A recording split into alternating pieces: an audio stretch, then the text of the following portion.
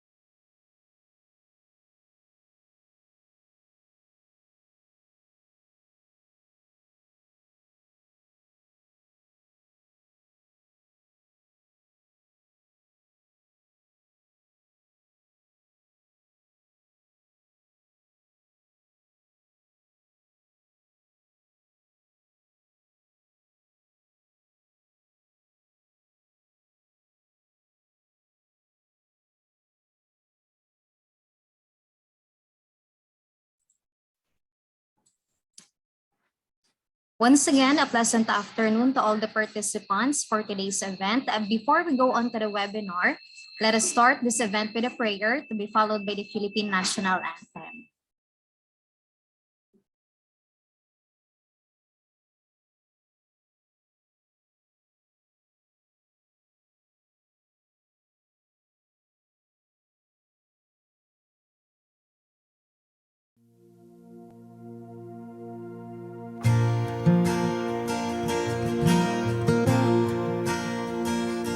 Lord, I come, I confess, bowing here, I find my rest. Without you, I fall apart. You're the one that guides my heart. Lord, I need you, oh, I need you. Every hour I need you. My one defense, my righteousness, oh God, how I need you.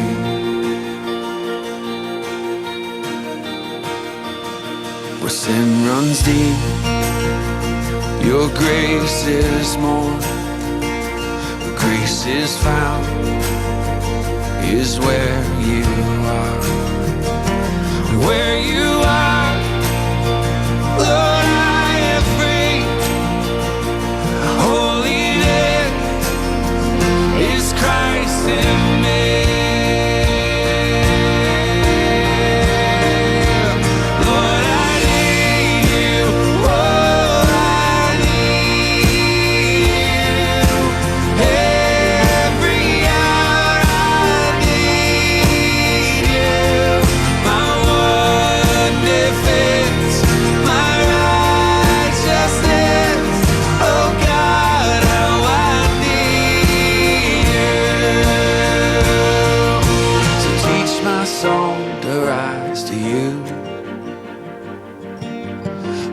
Temptation comes my way.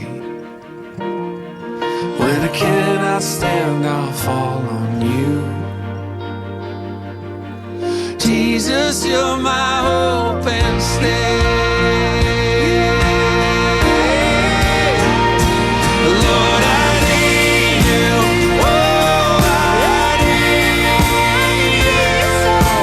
Every hour I need you. My one defense, my righteousness. Oh God, how I need you.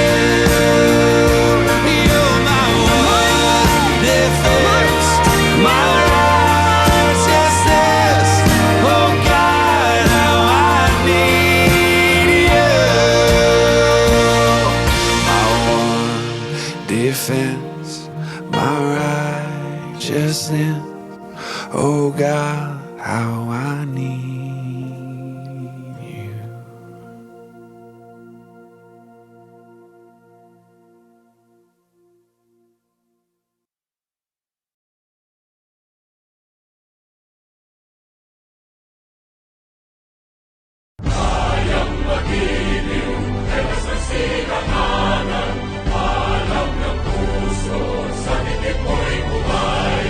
Lupang pinirang, kuya ka ng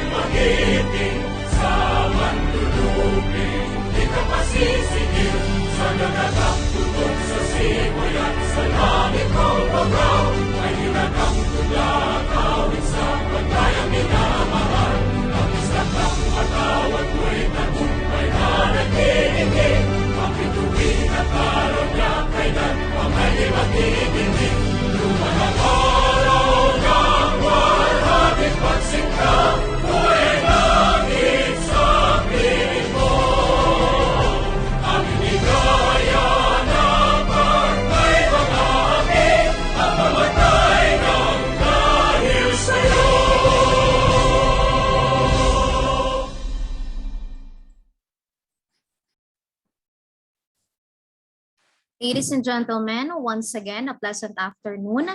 Welcome to the second session of the webinar series on research. This is Riza Rian, and I will be your moderator for today's event. So before we get started, last September 23, we had a very active and knowledgeable presentation regarding research conceptualization and the proposal preparation from our resource speaker, Dr. Sheena May Galiman, Associate Professor 5, and the chairperson from Nueva Ecija University of Sciences and Technology. So today is another day of a knowledgeable and exciting webinar regarding research and methodology and designs. So without further ado, may I call on the Director of the Center for Research and Development, Engineer Harold John Arterano, to introduce our resource speaker for today's webinar. Sir? Thank you, Risa. To our college president, Dr. Charlito Picadag, to our vice president for research, extension, production, and entrepreneurial development, Dr. Teresita B. Salazar, other college officials, faculty and students, research staff, and other participants, good afternoon. Allow me to introduce our speaker for the second session of our webinar series on research. Our resource speaker is presently the University Director for Knowledge and Technology Management of Cagayan State University, Tuguegarao City since 2018. He concurrently serves as the Campus Research Coordinator of Cagayan State University at LASAM. He is an Associate Professor 3. He obtained his PhD in Educational Management at the age of 23 in 2013, Master of Arts in Education, major in Educational Management in 2011, Bachelor in Elementary Education, Generalist in 2010, and finished academic subjects for Bachelor of Secondary Education, English in 2013. He has published numerous research articles indexed in Scopus, Clarivate Analytics, and Asian Citation Index journals. He has an H index of 7 and an I-10 index of 5. He has presented researches in various international, national, and regional research conferences and symposia, and awarded Best Research Presenter and Best Papers. He was also awarded as Distinguished Faculty Researcher, Social Science category of Cagayan State University, and 2021 Global Educators Award in Research, Rank 1, International category. He presently serves as editor and reviewer in various Social Science Citation Index, Web of Science Index, and Scopus journals such as International Journal of Learning, Teaching, Educational Research, Sage Open, Journal of Technology and Science Education, among others.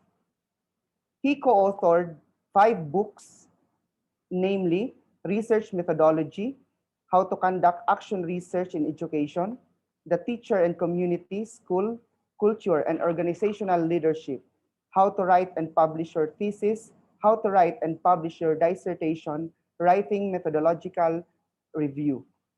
He also engaged in externally and institutionally funded research projects of the Cagayan State University in collaboration with the government agencies such as Department of Science and Technology and the Department of Agriculture. He has been endorsed and finished the Leadership Development Program for Higher Education Institutions in the Philippines, initiated by the Southeast Asian Regional Center for Graduate Study and Research in Agriculture, or the SHERCA, and the HEAD Foundation of Singapore from April to June 2021. He is an associate member of the National Research Council of the Philippines under Division 1, Governmental, Educational, and International Policies, and conferred as a fellow of the Royal Institute of Educators, Singapore. Let us all welcome our speaker, who will talk on the topic Research Methodology and Designs, Dr. Gilbert C. Magulod, Jr. Sir. Magandang hapon po sa inyong lahat. Of course, to our University President, Dr. Katag, the Vice President for Research and Extension of Camarines Sur Polytechnic Colleges, Dr. Salazar, and of course, the very young professor in the Philippines, Professor Harold Terrano, the Director for Research of CSPC. Magandang hapon po sa inyong lahat.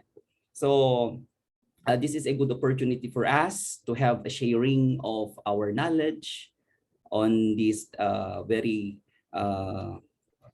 good opportunity, no? So that we can also learn from each other. And of course, our exposure and our experiences can be cascaded and can also illuminate budding researchers, of course, those who are already doing their researches, and those who are already seasoned researchers. So this is an opportunity for us to have a very good encounter, an avenue for expanding our horizons on research. So to our participants here who are faculty members, students, magandang hapon po sa inyong lahat. My topic is on the research methodology and designs. So this is what I would like to have first. We have let's have this one, no? Though yung mga participants natin hindi ata lahat naka-connect sa ating sa ating Zoom room. Okay ba tayong lahat diyan? Okay. So a moment for us to retrospect. We have here the learning activation questions, no? What makes a research paper scientifically sound? Of course, number 2, where do we usually find the gap of research? 3, what do you think are the best research methods to use? And do you read about what is new in your research methods? And these are the very thing that we need to consider, since when we talk of research, it's all about a science process. It's all about evidences. It's all about facts. Because there are studies conducted that when submitted for publication, I myself sitting as a peer reviewer of a certain journal, and I usually look at the methodology of the research. And when the methodology is credible, the methodology of the research is somewhat acceptable scientifically, then only we can say the research has contribution to science.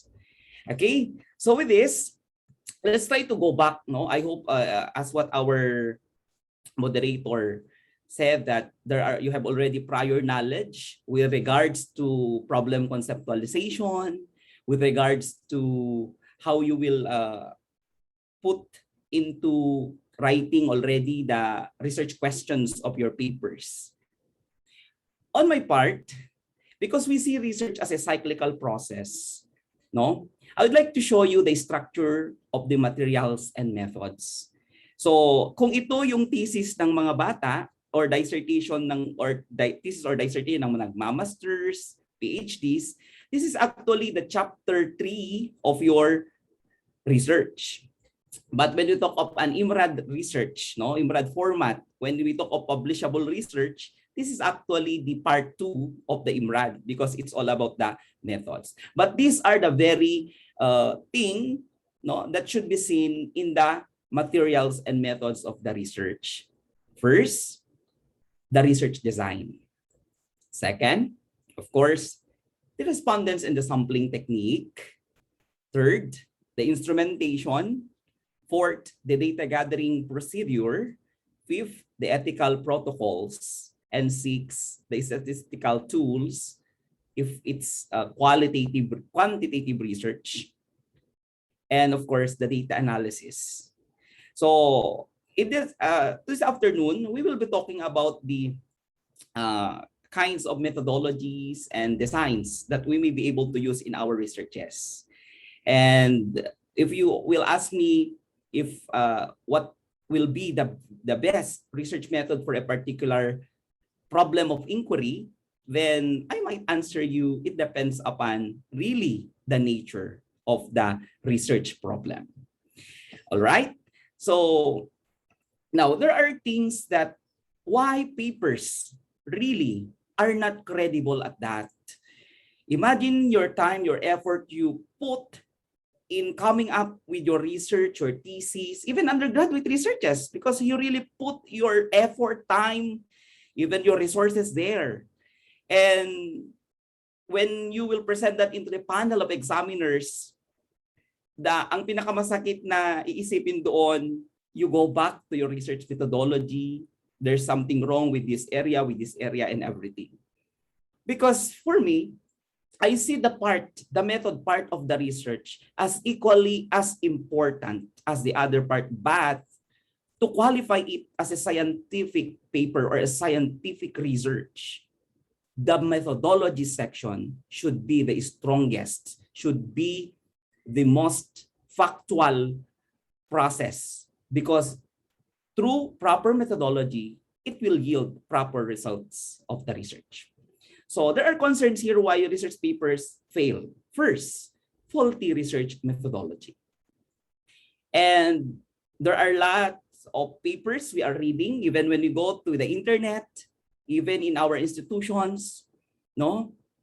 Sometimes the problem we encounter is that whatever the resources or the references given to us by our advisors, by our teachers, we usually follow already what's already in that chapter 3. So that's the reason why we are encountering really a faulty research methodology. And of course, the lack of necessary details for readers to fully understand and repeat the method. We must be able to understand that when we talk of methods and designs, no, which this has been a question when I attended a similar training, no, way back when I was still starting in my career. No, I attended a training in the University of the Philippines because they have their Scopus Index journal through the college of their college there in UP Diliman, the GESAM journal, no, the Biodiversity Journal. And Dr. Rico Anco, who was the speaker then, we asked, Professor, how will you say that even a research article, even a dissertation, even a thesis is scientifically sound? You know, his answer was very basic. He said, go to the methodology section. And if the methodology section is comprehensible and it has the quality of somewhat repeatable, particularly those who are conducting researches on clinical studies, yung mga experimental ninyo sa science, sa laboratory, no? Kung yung methodology na ginamit doon pwedeng hanguin at pwedeng i-apply mo, lang ikaw na nagbabasa ng research, kaya mong ulitin yon because the method is clear. Okay? And of course, this has been already the basis, no? It becomes already part of my system that when I check papers, I usually go first at the methodology. Okay? Because sabihin man natin o hindi, marami rin kasi yung mga researchers that they are somewhat using, oh, this is a very new method in research. No, I use this somewhat not conventional methodology in my research. So ikaw naman na nagkikinig or ikaw naman na nagbabasa, maaaring titignan mo later on, wow, ano kaya yung attributes ng ganyan na method? Ano kaya yung kanyang weaknesses? Ano kaya yung strengths? Okay? Then sometimes research papers are not that good because the inappropriate methodology for answering your statement of the problem. So this is very basic for us, no? Even sa mga students natin, tinuturo natin ito na dapat yung methodology ng research mo dapat kaparis niya dapat yung statement of the problem mo. Okay? That's the basic thing to consider. Kasi kung nag-proceed na kami sa chapter 3 in Germanic format thesis, chapter 3 na yung mga estudyante ko, because I sit as the advisor, no? So, doon tayo sa methodology section. O tignan mo ngayon yung statement of the problem mo kung kaya bang i-justify niya ang methodology mo. So, ito yung mga considerations, mga practical tips, no? So, other areas is that using old methodology has been surpassed by newer more powerful methods that provide more robust results. And this is the thing that if we are in the academe, particularly state universities, no, for me on my part, just an initial observation. When I am invited, no, as a panel of a graduate thesis or dissertation, paulit-ulit na lang yung ina-adapt na methodology sa research nila. Paulit-ulit na lang na descriptive correlational method, something like that. So sabi ko, this could be a thing that because in other countries, very strong ang kanilang publication kasi it all starts with the methodology ng kanilang research. It all starts with the review of the research methodology. That before a student can proceed really to the data gathering, there is a separate panel defense, no? Panel defense for the defense of the research methodology. Okay? So ito yung mga practices nila na hopefully ma-adapt rin natin, no? Kasi it's a sharing naman, no? Kung ma-improve rin natin yung mga policies natin with research mentoring, with all of these, then we will all benefit from this. Okay? So yan yung problema natin. That's why this webinar, I'm hoping that I can also infuse something that, if not a way to change your thinking on research methodology, then this could be a basis for you to understand, no, that research is a science. Okay, so this is actually the review of the parts of a research. For the parts of a thesis, no, kung sa mga estudyante, ito yung traditional na parts ng thesis ninyo. Pero meron na din yung mga universities na nag-a-adapt ng IMRAD. And take note, no, in IMRAD, materials and methods is a very important component. You cannot go to the results, you cannot go to discussion or implications, recommendations of your research without a strong research methodology. Okay, so ngayong hapon na ito, pagtutuunan natin ang metodolohiya sa pananaliksik. Okay, so your materials and your methods will describe, no, the aim as part of your research should be to describe your methodological choices and in enough detail so that the reader who is not involved in your research or even your panel, no, will know exactly what you did and why. And these are the characteristics. They should be replicable and scientifically sound. How? Okay, may tanong, pabalik, follow format, just cite sources of citation and methods, describe in more detail the uncommon methods. I may need to cite some aspects, even more common methods. I would like to ask the participants if you have already heard about this methodological research articles. Have you heard about this already? Methodological research articles? No? Meron, aware ba tayo dito or familiar ba tayo dito? To give you an overview that in your traditional research, no, which is actually composed of your ilang chapters yung thesis or dissertation natin sa Germanic format, we have the chapter 1, introduction. Diba, Prof. Harold? Your chapter 2 is your literature review. No, your chapter 3 is your methods. Then your chapter 4 is your results and discussion. Your chapter 5 is the recommendations, conclusions and recommendations. Okay, so this is actually the practice. This is just a sharing naman on my experience, which I already tried this one. No, ako kasi before I will tell something. No, pinapractice ko muna kung tinitignan kung effective o hindi. With my students who are enrolled with me, because I am handling research methods in undergraduate level, and of course, doon na rin sa mga language research at research education ng mga sa College of Teacher Education. Ang ginawa ko is, before they were able to draft, no, their chapter 3, which is actually the traditional format of their thesis, which is actually the research methods, no, I let them do a literature review of their methodology. So sabi nila, Sir, I will be conducting a study about this one. Then sabi ko naman, okay, if this will be your study, what will be your research method to use? What will be your research design? Then nagsabi naman siya ng mga gano'n, sir, qualitative, quantitative, no? May mga nagsabi rin na experimental po, ganito, ganyan. Then I asked them, now, so what do you know about these methods? It's just a matter of reading about this one, sir, in the internet. Kasi nag-search daw naman sila sa Google, ito daw yung methodology na gagamitin. Then I said, okay, so that we can have a new perspective in doing a research methodology, let's try to do a literature review.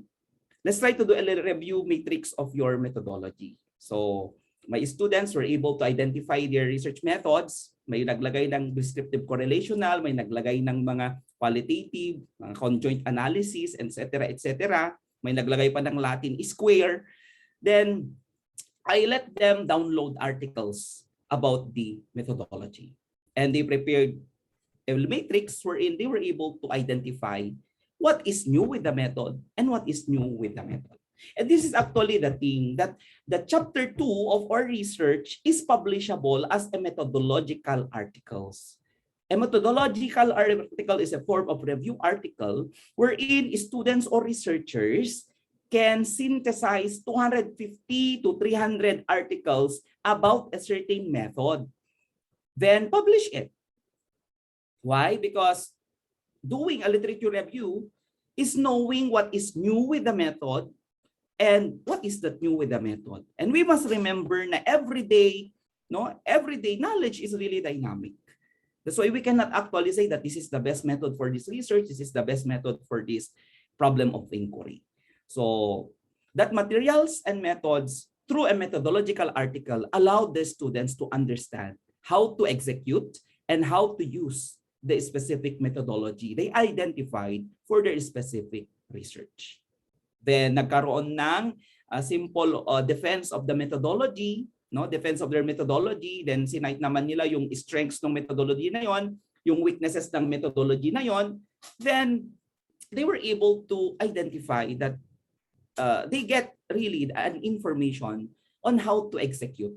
Because it's not good for us, no, researchers, to always follow the crowd, no? Whatever the reference is given to us. For example, you were given a sample research or a thesis, then it says it used descriptive correlational, descriptive, etc., etc. Then yun na rin yung kokopyahin mo, no? Without even doing a review of the methodology, which is a very important component of your materials and methods.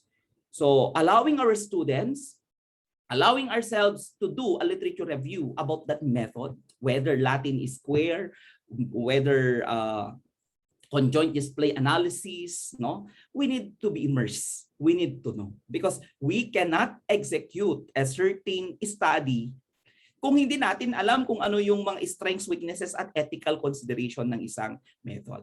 Okay? So I'm just pointing it today, this afternoon, that hopefully, no, when you have already an idea, no, a research design to be used in your particular problem of inquiry, doon sa na-drop ninyo na problem last webinar, is maggawa na rin kayo ng literature review ng method.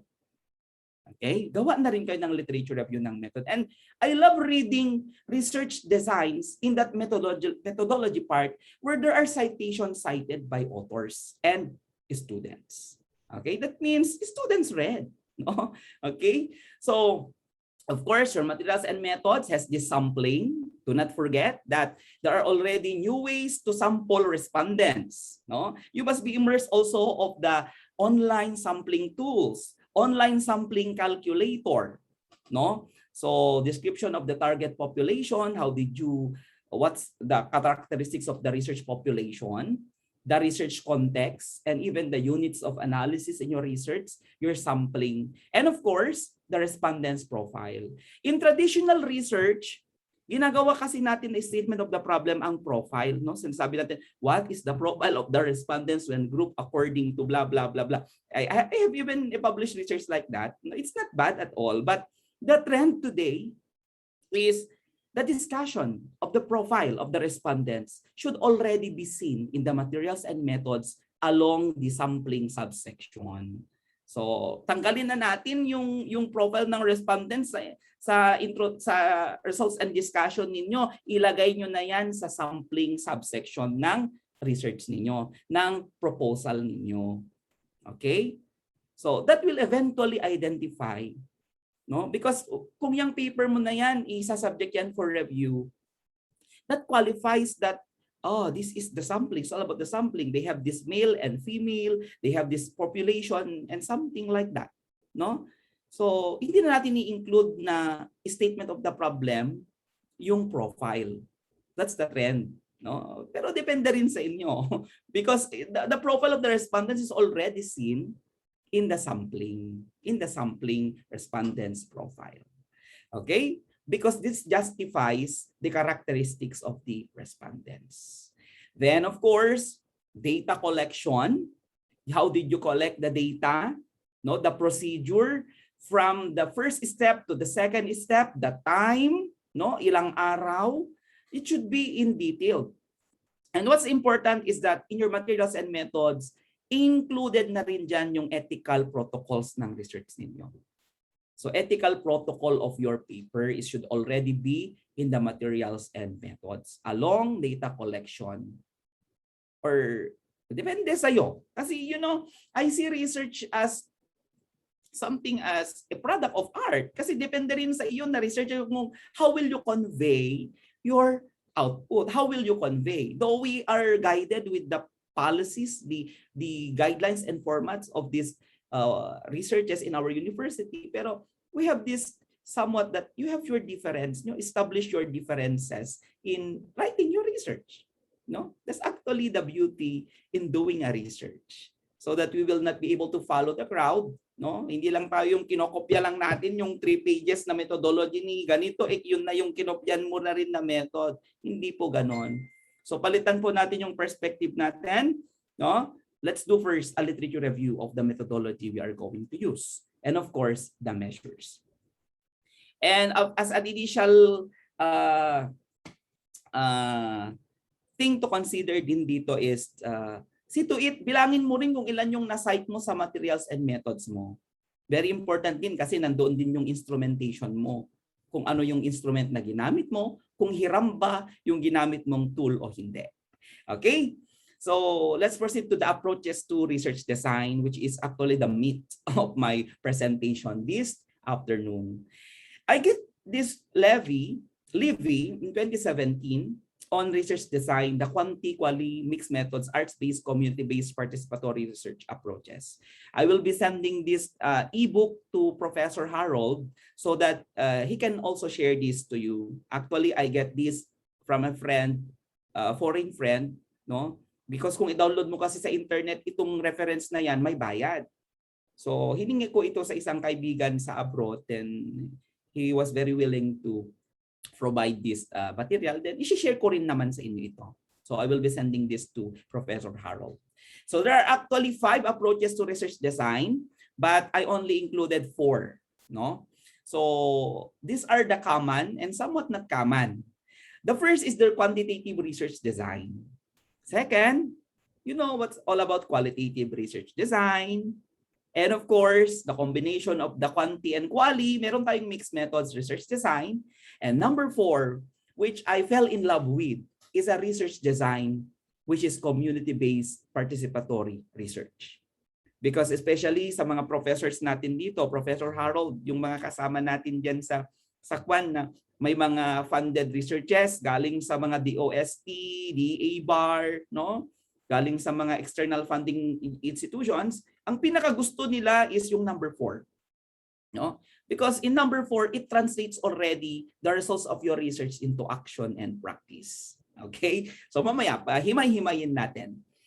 All right? So let's proceed with this. I have here examples of research questions. No?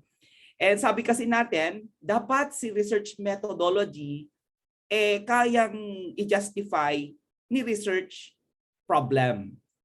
Okay, so I got a reference here. So for quantitative research, example of a research problem na titinignan mo pa lang na ito yung research problem, masasabi mo na ito yung methodology niya, ito yung design niya. So for a quantitative research design problem, no, the purpose of this study is to examine the prevalence of bullying in middle school with and without anti-bullying program X in order to determine the effect of program X on the rates of bullying in middle school. So a statement of the problem pa lang, you already have the idea that it's a quantitative research because of the quantifiers there. Okay, so the purpose, the study, examine, prevalence, determine, and effect, somewhat measurable, somewhat measured, can be measured by quantities. Okay, so since we talk of quantitative research design, always, if you are not using a purely descriptive and you would like to correlate, associate this one, you must establish your hypothesis.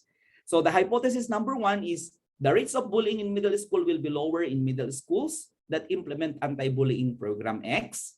And hypothesis two is students will be more likely to report bullying they experience or witness after participating in program X.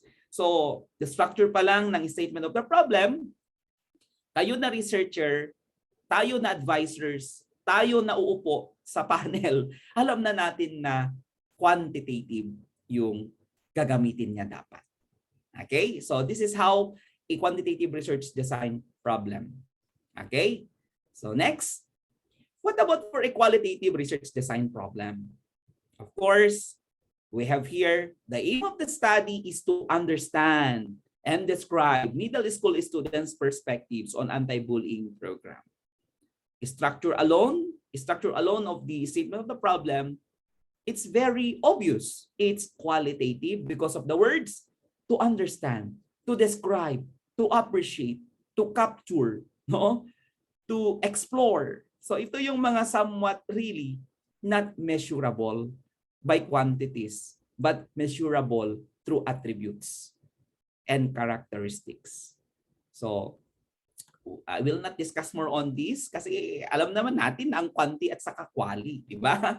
Okay, so for example lang, so we have the research question on what kinds of bullying did the students experience or witness, no? What did the students think of the program? How, if at all, do students think about the program? Sometimes quantitative answers what and qualitative answers why and how. Okay? Next, when we combine the two, sabi nila, pag two heads are better than one, so the purpose of this study is a mixed methods research design problem. Structure pa lang, it's already a mixed methods. Okay? The purpose of this study is to describe and evaluate the effect of anti-bullying program on bullying in middle school using a mixed methods approach. O very obvious, sinabi niyang mixed methods approach na. Okay? Why? Because you have already the attributes of a quantity and qualitative components. Okay, in structuring your mixed methods approach, start first with the quantitative research question.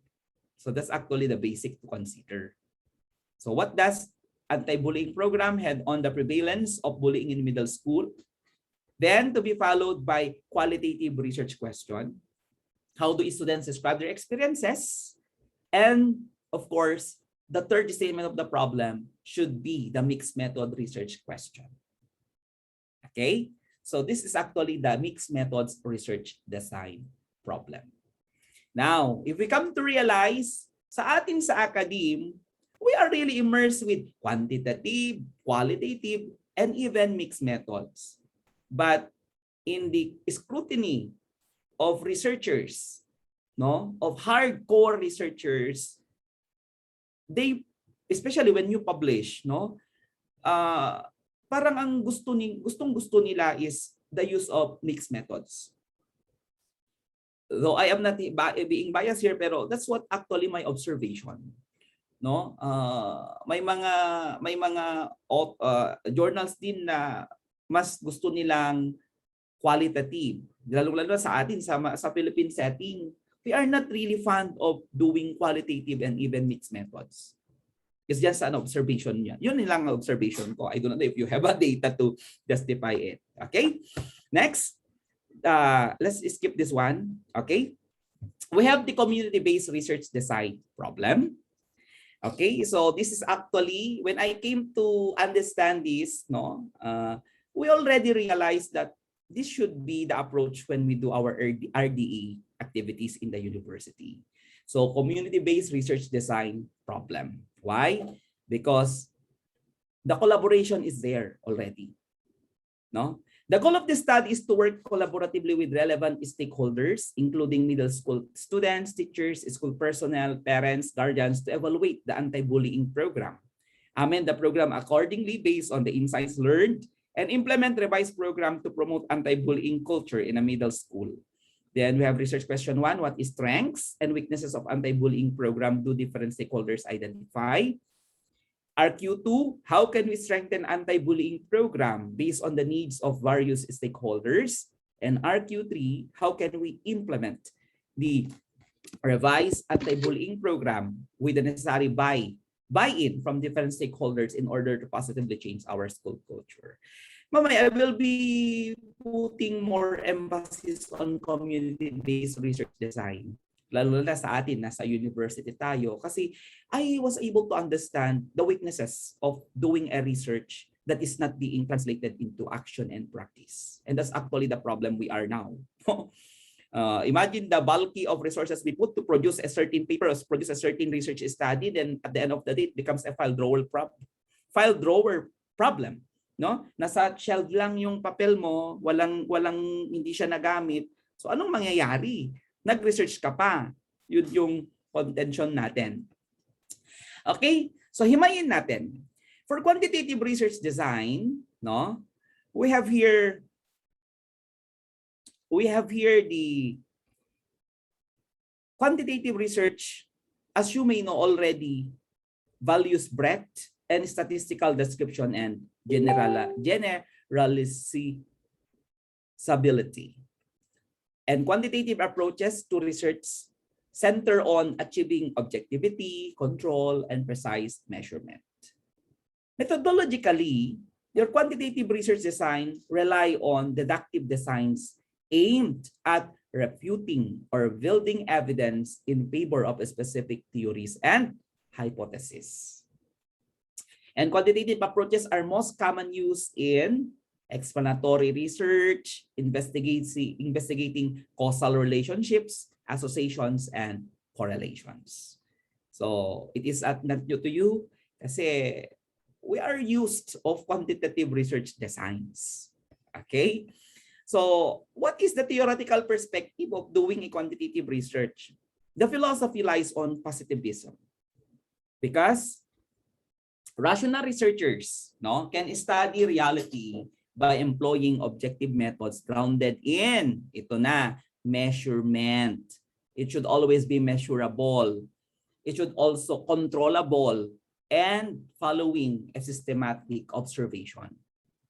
Then we have also the post-positivism is based on the probability testing and building evidence to reject or support your hypothesis. Kaya karamihan sa mga researches natin, kung descriptive correlational siya, we always require our students to put hypothesis of the study. Kaya we realize that theoretical perspectives of a quantitative research is very important component for you to understand na yung mga researches natin may theoretical, meron pala siyang theoretical underpinning. Okay? Next. Now, let's proceed to the types of quantitative research designs. And the most common also is an experimental research. So I hope most of you have already knowledge on this, that experimental research is the oldest form of research. When we do experiments, a research came to mean taking a deliberate action followed by systematic observation. And quantitative research, having experiments, rely on hypothesis testing. So testing the variable relationships, the basic use of experiments on how to use an intervention. So it can be an educational research, or it can also be in laboratories, in clinical or in researches on natural sciences. Okay? Kasi hindi pa ako nakakita ng research na galing sa lab na ang pinag-uusapan ay experiences. Okay? But when we talk of experimental research for laboratory, we are really focusing on the scientific data, on the results of our studies. So let's try to infuse ethics here. That there was a Japanese author, a Japanese researcher, who did a falsification of results of his study in the laboratory. So medical research ito. Nung na-publish niya yung kanyang research, ang nangyari, maraming natuwa.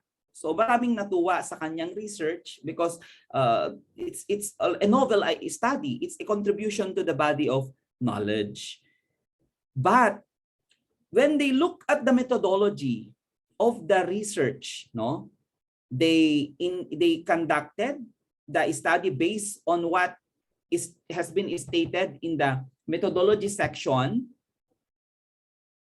and they did a trial of it for a series of trials. The results is not the result what the researcher has been telling. So what happened to the researcher? He was removed as a professor. He was banned to hold public offices, and worse, he committed harakiri. So he committed suicide. So ang nangyari is very crucial even when we talk of experimental research for science-based researches. The research on natural sciences, the research on medical, the research on product development, the research on drug discovery. So nakakatakot ang mga ito because when we do research, we try to understand that we are telling the results to people, and yet we did not execute the proper protocol of doing a research methodology. Then all our efforts will become bootless or useless later on. So ito yung pinaka magandang aspeto na dapat tignan natin. Okay? So the types of quantitative research designs on experimental are the following. It could be a one-shot case study having a single group, and the action is one group experimental intervention. So if there are listening students here of the teacher education, no, yung baka sa eduk dyan, this is very common for educational research when we introduce a certain learning intervention to our students. Sa mga engineering, this can also be applicable to identify if your developed tools or technology can have an effect to the livelihood of a community.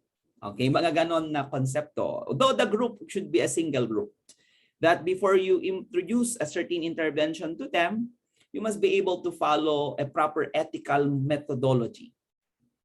Next, one group pretest post-test design. That can also be a single group that you need to do the pretest first, then execute the intervention or remediation, then the post-test. Very common rin sa education ito when they would like to assess the effectiveness of a certain learning module, no, a certain developed material for learning. So they are using this experimental design. And of course, the static group comparison, which we call it as two groups, one group experimental intervention, both groups post-tests.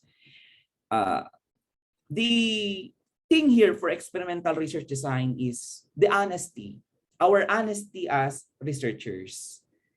Because some might tell that this intervention is effective, some might not, but some might tell it's effective if you were not able to follow the proper science of it, the ethical procedure of it, then faulty ang magiging resulta nito. Okay, we must remember that it's an experimental, mabigat na uri ng quantitative research design ito. That's why before you do an experimental research design, you must be able to familiarize yourselves on the execution, on the implementation, understand the weaknesses and strengths of this design. Even in agricultural research, when they would like to know the effectiveness or efficacy of a certain fertilizer, no? In fact, may mga issue when you talk of research design na ganyan, no? Kasi may mga tawag dito, may mga studies on the effectiveness of certain fertilizer, then they claim it's this fertilizer is effective than this one, but when you go back to the replication of the data, doon nagkakaroon ng problema. Okay? Kaya nga sabi nila, huwag kang maniwala kung ang nagsasabi lang na maganda ka ay nanay mo. Okay? Maniwala ka kung ang nagsasabi na maganda ka ay yung galing sa ibang tao, nang sa ganon, yung basis na sinasabi na gwapo ka o maganda ka, kapani-paniwala. Of course, kung nanay mo, sasabihin niyang, gwapo ka anak. Because we are all beautiful and handsome in the eyes of our mother. That's why when you do experimental research design, we usually look also on the replication of the method. That's why we came with true experimental designs. Okay? So the first is the pretest post-test control group design. So you can randomly assign two groups. Both groups pretest. Both groups are pretested. One group have this experimental intervention, and the other one is not being implemented with that intervention. Then, of course, both groups are post-tested. So we call it as pretest post-test control group design. Okay? Then for Solomon 4 group, na iistorbo ako dito sa tumatawag sa akin, pasensya na po kayo ha. Okay? For Solomon 4 group design, the groups are 4 groups assigned randomly. For example, one group pretests, experimental intervention, then post-test. But for groups, so the one group pretest post-test, the one group experimental intervention and post-test, and one group post-test only. So in agriculture, they have also their experimental research design being followed. Of course, for post-test only control design, no, two groups randomly assigned. One group experimental intervention, then post-test, then one group post-test only. Okay? Because if we will discuss this individually, mauubusan tayo ng time. Okay? I will be providing you references for this later on. Okay. Now, they have also a quantitative research on experimental design using quasi-experimental design. Okay? So, design on time series experiments, then they have a single group, then this is the action being taken. Measures taken over time, experimental intervention, then measures taken. So this could also be a way to understand the yield performance of a certain fertilizer on the growth and yield of tomatoes, palay, or whatever commodity. In the classroom naman, a way for us to understand the development of the cognitive skill of our students through time series experiments. No, ang ano kasi dito is dapat yung scheduling ng time mo, participants mo should be very willing. No? 'Di ba alam naman natin na kung experimental 'yan, meron tayong reserba, especially when we are doing research on mice to do drug discovery. the efficacy of a certain drugs to the growth and development of a mice of a mouse, no, of these animals, no. They also use time series experiments, even multiple time series experiments wherein they have two groups. The action taken there is measurement of both groups taken over time, one group experimental intervention, and measures for both groups taken. Then there are also experimental research on non-equivalent control group design. We all know of this non-equivalent control group design when we have two groups and they have different numbers. For example, a male or female, and there are more females than male or more males than female, mga ganon. Or in section 1 or in section 2. So one group pre-tests, then implement the experiment or the intervention, then post-test. Then one group pre-test and post-test only. So these are actually the quantitative research design on the experimental aspects. You know, what I would like you to understand when we talk of experimental research methodology, you must first establish the time requirement of your research. No? Kasi sa totoo lang, if we are doing developments of products of experimental research, mahal po ito. No? Yung mga veterinary nga na nagkakandak ng research on the efficacy of pellet, no? Yung mga pellet na ginagawa nila, imagine kakatay sila ng mga baboy. Bibili sila ng mga baboy, i-experiment nila yung grupo ng baboy na yan, yung isa hindi na-expose sa ganito, then so that they will understand kung may epekto ito, kakaroon sila ng physical examination of the baboy, so kakatayin nila yung baboy, ikikilo nila yung mga laman loob niya, ikikilo nila kung gaano kabigat na yung baboy, mga ganon, from a series or period of time. Okay, so that's actually the application of experimental research. Why do we have replications in experimental research? So that we can also establish stronger findings later on. For example, if we did an intervention using a single group design only, the problem there will be it's only a limited context. So in a single time, in a single intervention, in one group, you just implemented it. So very limited later on yung lalabas ng resulta niya. But if you will have a multiple groupings, no, two groups, the replication there is better. Okay, I was asked by a teacher, na sabi niya, he is doing an action research to assess the effectiveness of certain intervention in the classroom. Then he was asked daw, he was required daw by the panel to do 11 treatments, 11 replications. Then sabi ko naman, napakarami naman yan. Okay? Napakarami naman yan. So sobrang dami naman yan. Gagawa ka naman na ata ng napakabalaking programa dyan, sabi ko. So 3 treatments are already good. Pero as long as ma-establish mo na, kung ma-establish mo na yung reliability at validity ng result niya, then hindi ka nang mag-stop.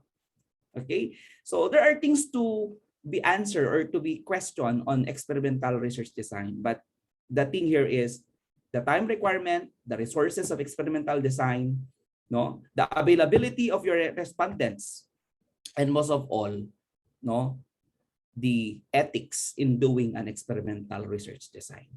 That's very important. The ethical component.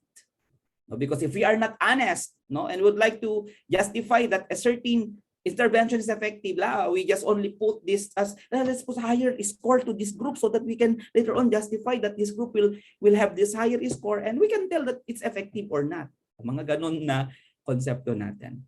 Okay? Because there are ethical protocols in doing experimental research. Okay?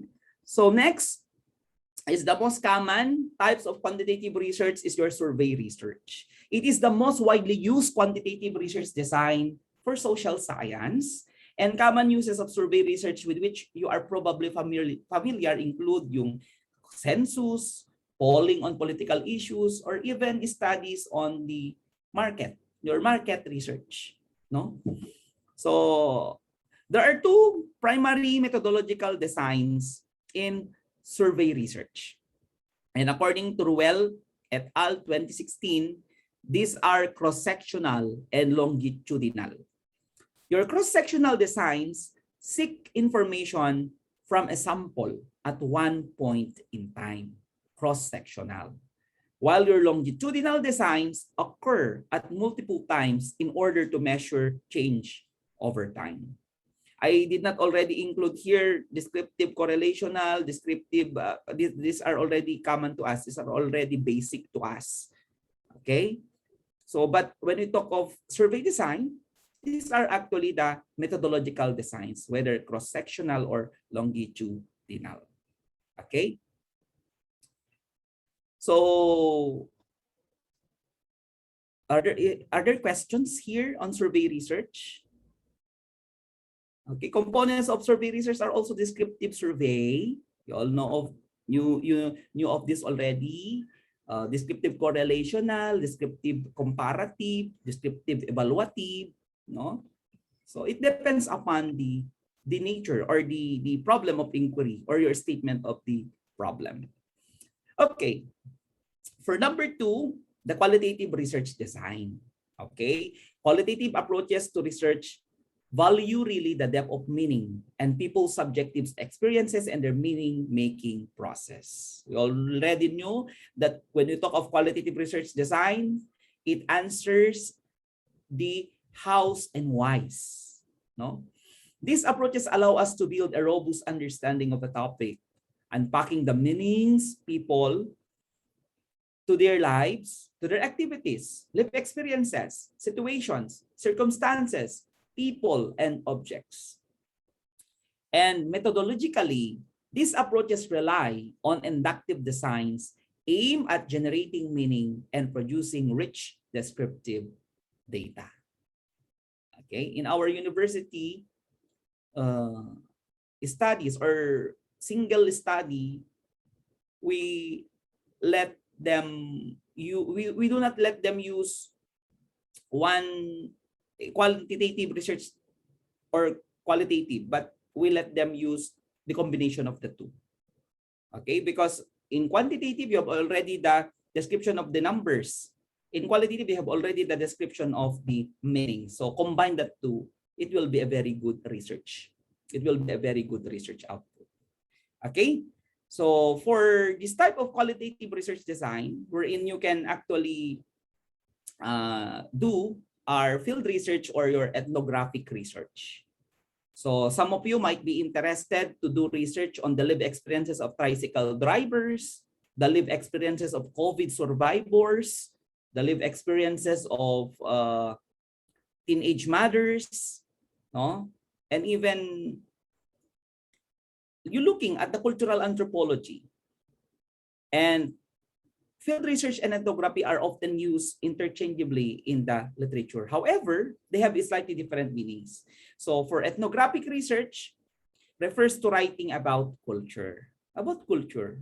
And field research takes place in natural setting, referred as to the field. So it might be ethnographic research if you are doing studies with IPs, indigenous peoples. And for field research, you would like to reveal the natural phenomenon or the natural setting of a certain problem of inquiry. So it's up to you if what type of qualitative research design you can follow. Okay, because most of these researches, they are being generated also with interviews, with documentations, photo documentations. Okay, and interview are numerous interview methods available to qualitative researchers, including in-depth, semi-structured oral history, a life history, biographic, minimalist, focus group, in which multiple participants are interviewed at once in a group. So sa atin ngayon, hirap tayo sa focus group discussion, lalo na kung ang ating mga target respondents ay nasa peripheries ng community, then we might not get really the information coming from them, no? But for us practitioners, sa ating mga teachers, kung ang mga respondents natin is mga students natin, mga teachers, then they can have FGD on Zoom, through Zoom. Okay? So interview as a tool, documentation as a tool is important for qualitative research design. Okay? But let's infuse ethical consideration here when we talk of ethnography, that we are not really permitted to do research with IPs without consent from the community and without permit coming from the indigenous NICP, no, National Indigenous Commission of the Philippines. So we have an experience of it that a certain researcher went directly to the group of IP community, no, and he was reprimanded. So there are really ethics to be followed here for qualitative research design. Lalong-lalo kung kultura ang pinag-uusapan natin. Okay? Next, other types of qualitative research design are the unobtrusive methods or the content analysis. This is common for language researchers. This is common for students of language education. And content analysis or document analysis is a method for systematically investigating the text. Some refer to content analysis as a way of studying documented human communications. And qualitative researchers use content analysis to understand the meanings that circulate in text. In fact, you can do research with the data coming from DOH on the COVID prevalence in our country. We are free to use this because these are already public documents. It's posted in their website. So if you are a researcher and you would like to do a recalculation, no, a validation of this information, then you can use content analysis to understand. There was a study wherein my student conducted is the stigma of COVID-19 to the people as generated from Twitter and Facebook. So ang kanyang studies is a content analysis. He collected Twitters of people, then analyzed this, then was able to identify that sa kanya, parang ang nanging resulta is it's a matter of giving false news or fake news or putting negative attributes to this. So mga ganun yung mga nangyari sa kanyang research. Then even the speeches of the presidents that can be subjected to content analysis, discourse analysis, and so on and so forth. Okay? Now, both qualitative research and quantitative research design, they have also sampling procedures. Okay, but for qualitative researchers, they commonly use here snowball sampling when they do interviews, no? Convenience sampling, who will be the readily encountered respondents for a certain study, quota sampling, or even a mixed sampling strategies. So it depends upon the problem of inquiry on how will you use a sampling for that particular research. It could be snowball, convenience, quota, or mixed sampling. Okay, and ganun din naman sa when we do an analysis or content analysis of the speeches of persons, no? Then we must have a sampling of it.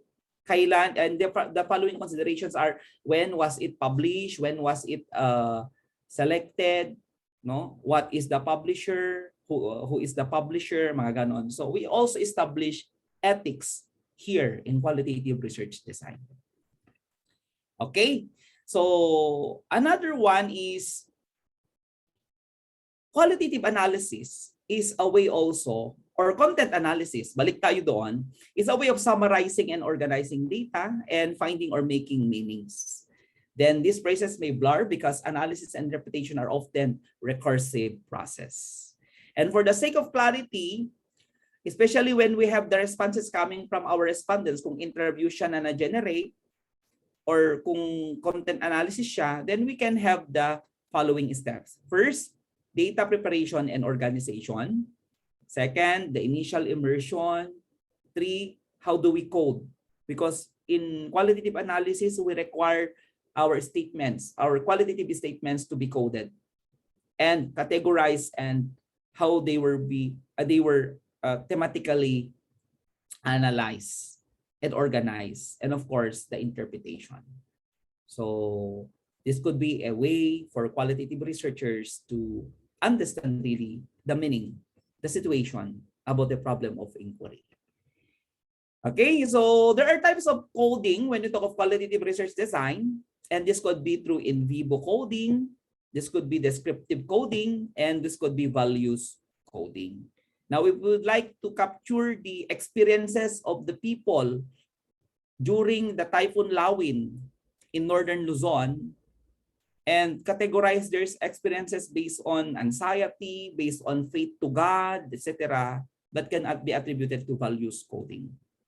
Okay, for in vivo coding, perhaps there are also computer-generated responses, no? Na pwede yung computer-generated tool, no? Or tool na pwede yung gamitin for interviews.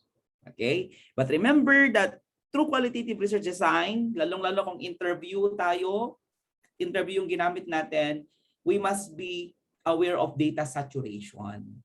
Ano yung data saturation? For example, you would like to reveal the experiences of these people who are COVID survivors, for example, no? So data saturation is established when there is enough information to replicate the study. So you selected 15 respondents or key informants in the study, and from that 15, on the 9th respondent, they already have the same the same thoughts, the same experiences, then a way for you to stop because the data is already saturated. Okay, so you may get the reference from Patton on data saturation. We no longer need to interview the 15 key informants since sa ika-siyam pa lang na respondents mo, parehas naman na yung sinasabi. So you already established there the saturation of the data. Because saturation is seen when the ability to obtain additional new information has been attained and when further coding is no longer visible. So stop na because ganun naman sa qualitative research. Okay? As long as sufficient at nakuha mo na yung meanings ng sinasabi galing sa respondents, you can already stop. Okay? Of course, the number 3, which is the mixed methods research design, we call it as MMR, involves collecting and integrating the quanti-quali data in a single research project and therefore may result in a more comprehensive understanding of the phenomenon under investigation. Okay, your MMR rely on combining deductive and inductive design to generate quanti-quali data and integrate the data sets in some way. These approaches are appropriate when you propose to describe, explain, or evaluate that are particularly useful for studying complex problems or issues. Okay? So, mixed method research is good also in education. No? Actually, halos sa lahat ng areas of researches, especially when you do program evaluation, no, assessment, etc., dapat mixed methods na ang gamitin natin. Okay? Next, we have here the types of MMR integration according to John Creswell in 2015. First, there is the merging of data. You merge the data because quantity and quality results are brought together and compared. Okay? That could be a way of triangulation. 2, explaining the data. The quantity data are used to explain the results of qualitative data. Depende kasi sa inyo kung paano nyo i-integrate. Okay? Kasi yung iba naman, they use mixed methods because the interviews are being integrated in the discussion to justify the findings in quantitative component. So, depende kung paano mo gagamitin yung qualitative results niyan. Okay? And of course, for number 3, you can build the data wherein the qualitative findings are used to build quantitative phase of the study. Okay? Ang ganda, no? Qualitative findings are used to build the quantitative phase of the study, building the data. And for number 4, it could be embedding the data. One set of data is used to augment or support the other set of data. So later on, it's actually your purpose, it's actually the way on how you will integrate the two. But the basic here is, as long as you have the integration of two methods, that's actually a mixed methods research design, provided they are quantity and quality. All right. Now, the other types of mixed methods research design are explanatory sequential designs. Okay. Ito sa mga researcher na nag-gather ng data through a survey, then meron pa siyang interview, nag-thematic coding analysis, etc. Then the presentation can be in the explanatory sequential design, wherein they begin with the quantitative methods, which are followed by qualitative methods designed to explain the quantitative findings in depth. So quantitative phase to qualitative phase. So that's actually the explanatory sequential design. Number first before the meanings. Okay. So you can see the representation here. Okay.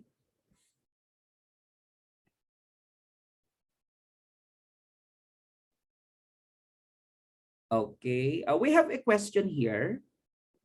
Anonymous attendee said, in content analysis, how is the analysis of researcher of the content validated as indeed the precise, accurate, and recurring theme in the content he is reviewing as part of his research? O balik tayo sa qualitative na kanina. It depends upon the data you have. Okay? Then, whether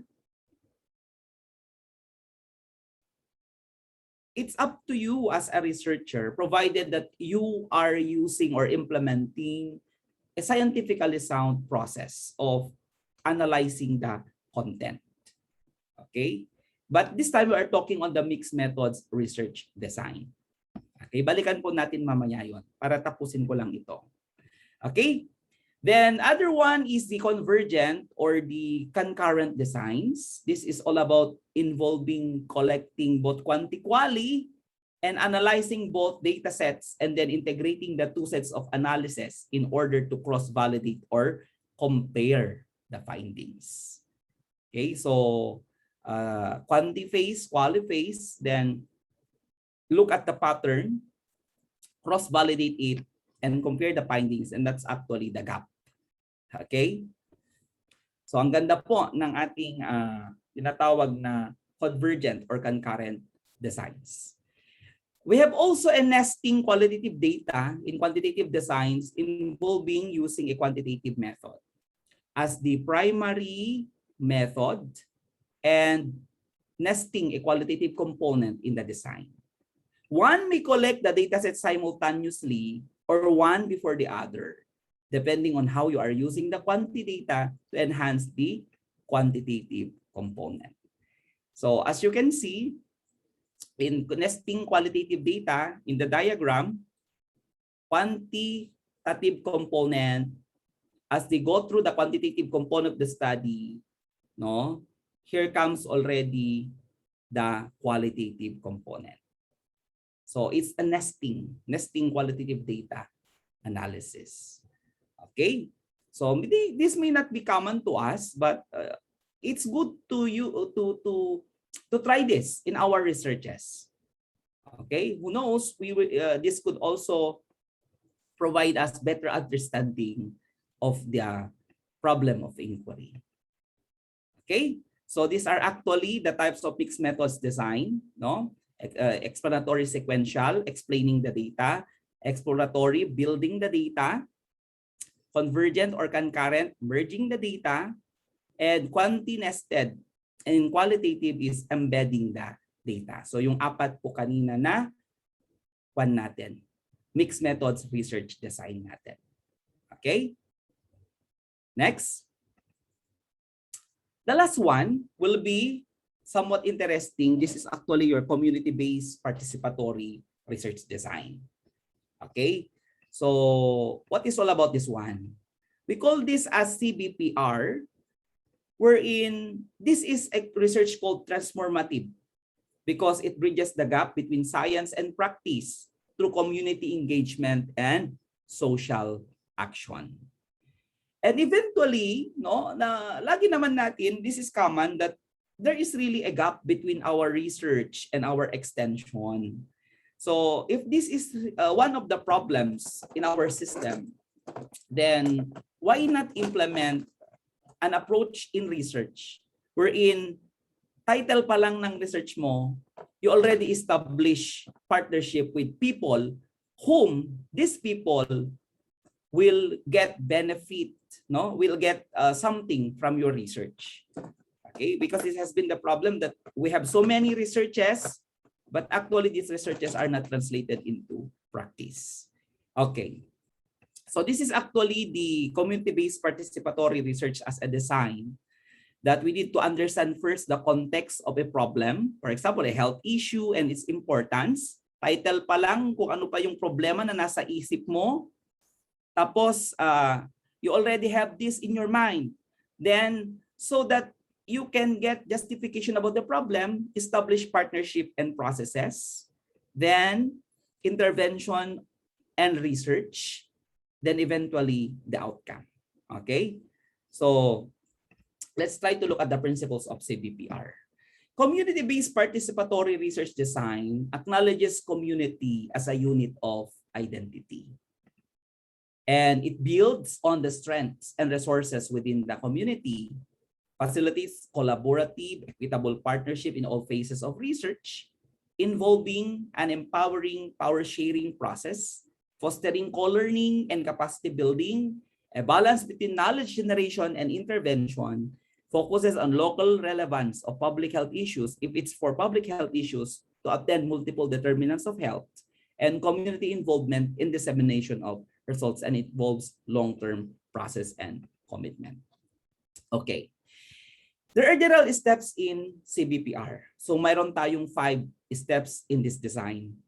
Identify the general topic, mapping out the stakeholders, collaboratively identify the problem, conduct literature review, and collaboratively craft the problem or issue statement.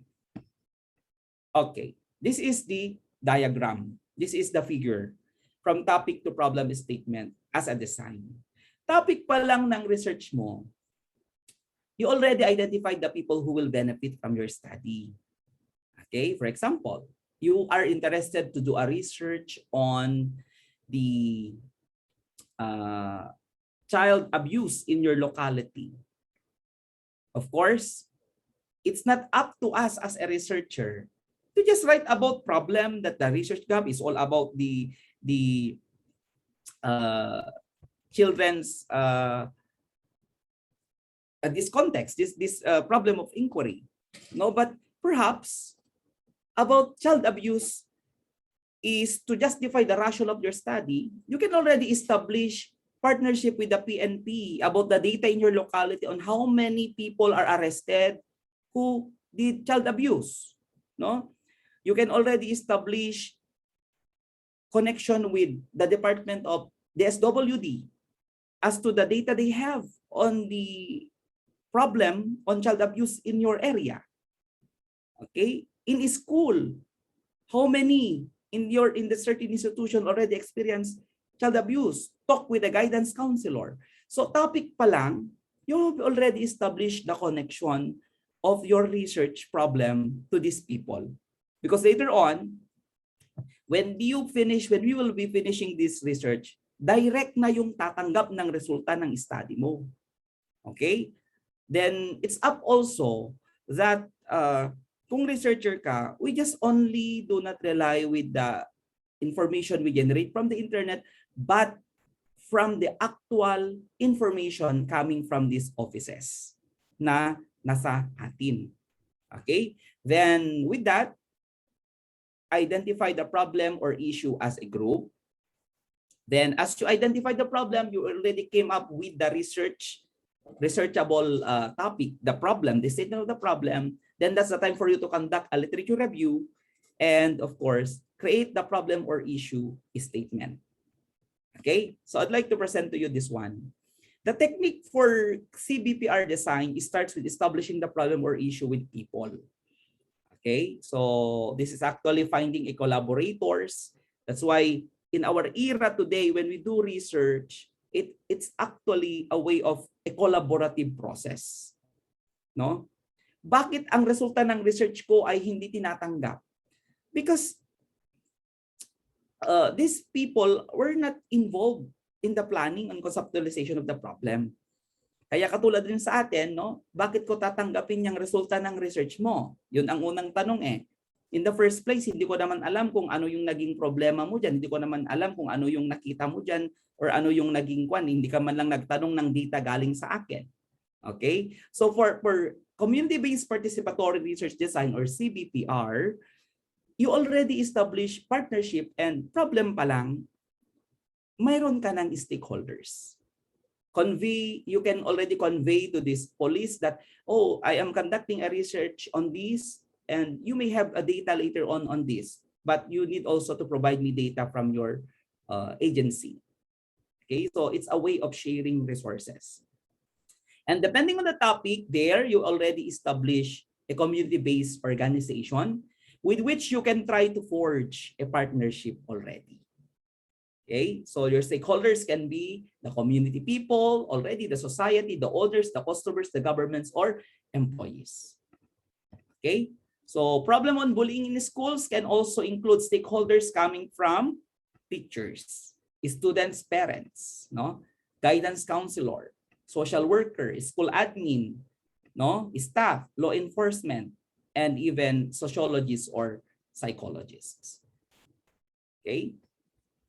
That's why when someone is interested to do research on the learning styles of students during COVID-19, etc., we always ask, have you or do you have already initial talk with a guidance counselor, initial talk with these people, so that you can also have ideas. No, you can also have ideas on the problem. The problem in Cbpr is seen as multi-sectoral. Then identifying the relevant stakeholders and community partners as a vital part of moving from a general idea to a researchable problem. And stakeholders are those parties who have vested interest in your topic. And later on, hindi ka na mahihirapan sa resulta sa pagpa-adapt ng research mo. Kasi for us, lalong-lalo na sa university tayo, we already look research that's something that can provide a practical or a tangible output and outcome. So even in social research, though we survey the challenges of teachers in using online modalities, for example, then what is the practical application of your research in your university?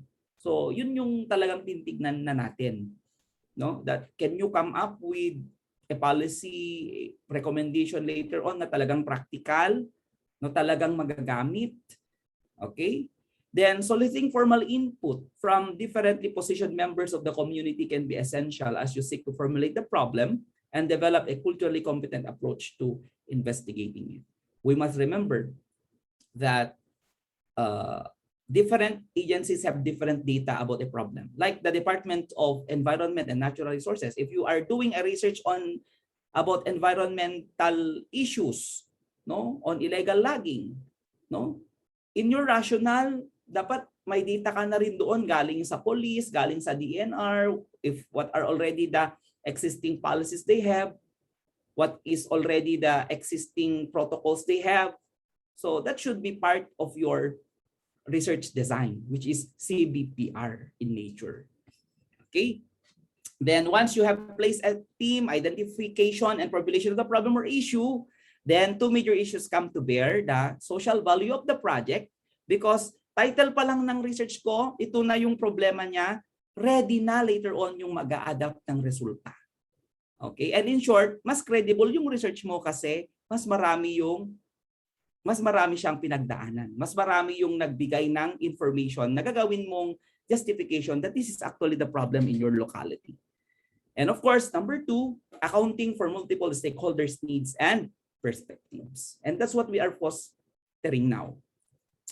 Then later on, concept maps are often useful in the process. Begin with the primary topic, show how the different stakeholders relate to it, including the knowledge, perspectives, and skills they bring to the research. Then create partnership through memorandum of agreement.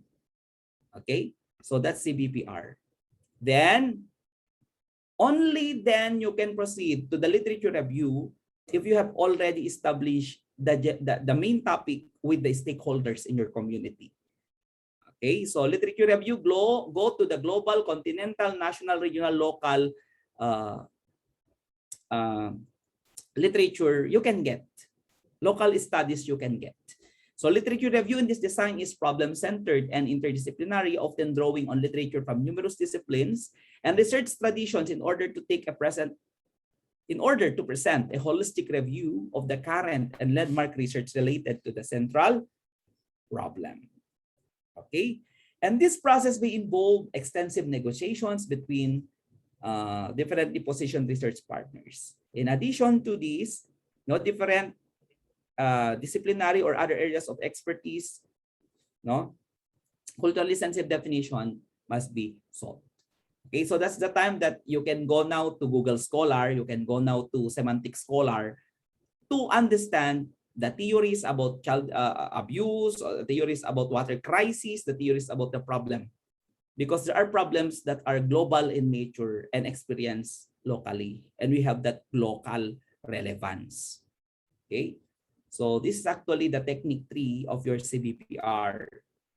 Okay, so ito na. Go to Google Scholar, Scopus Web of Science. Look for theories, laws, principles, the burning the problem, international local literature about the problem and solution, international local studies conducted about the problem and its solution. Is still a research design, a research methodology. Okay, so Google Scholar, okay, Google Patents, Director of Open Access Journals, Semantic, if you would like to explore more about the topic. Okay, so the technique 4 is develop the research questions. I am talking here on the methodology on Cbpr. The research team collectively generates central question. The research seeks to answer. This process optimally involves bringing members of the community to the interest of development to create a community-generated research questions. That's why how I wish that we should also apply this in our researches, so that we are not only producing a mere paper that could be contributory to the file drawer problem of our institution, Imagine yung mga researches natin or thesis natin na nandoon lang na wala namang gumamit. Walang magagamit doon kasi in the first place, we do not have already established, or we did not establish the participation of the community, and this community supposedly should be the one to benefit from that research. Okay, so Cbpr is a way to translate research into practice. Then develop the research plan, the philosophy of the research, the setting, the methods, data analysis, expected outputs and outcomes. That could be the proposed budget, timeline, and resources. Okay. Moving on. And of course, data gathering and interpretation. Okay. And of course, this will be the last thing to consider when talk of Cbpr is the representation and dissemination of your results. In order to benefit now the relevant stakeholders, the audiences of your project, accessibility is paramount. We have the content and distribution of your research findings later on. First, the findings need to be understandable, and the findings need to be distributed through channels to which identified audiences have access. So if this is the result of your study, then a way now to tell to the community about the results. Okay? So developing materials from the research, no, must be copyrighted before actual utilization later on and dissemination. Okay, so this is a research utilization framework. So that part of our methodology already, we are already guided with this further research utilization of our studies. That your study can be a basis for advocacy, policy, programs, or even practice. Okay? And of course, later on, you have the channels of results, radio, internet, local and newspaper, presentation at public meetings or community locations, and other venues like this, so that your study can reach target audience. And that's the beauty of doing Cbpr, or community-based partnership research. Okay? Then how I wish that later on our researches, if done with the appropriate methodology, with the essence of science, no, will be able to provide the following results, like pamphlets, newspapers, community board posting, podcasts, no? So a way to promote about the findings of our study, performances, poetry, readings, documentary films, visual arts, or photography. Okay, and of course, a plan for us that our research can be adapted for policy formulation, no? And remember, when we do our research on environment, then the results of our research has been adapted and translated into policy through an ordinance enacted by the local government units, where the where the study was conducted. Then that is actually a representation that our research has been disseminated through a community-based participatory research design. Okay, so some of the examples here are pictorials of IEC materials, no? Impact assessment. These are actually a good process for Cbpr, no? A fishing closure in Visayan Sea impact and issues, no? Doing a policy brief later on of our results, no? Doing IEC materials like this, the Philippine mangrove crabs, okay? Then having a leaflets of the technology we develop from research, okay? And of course, this one,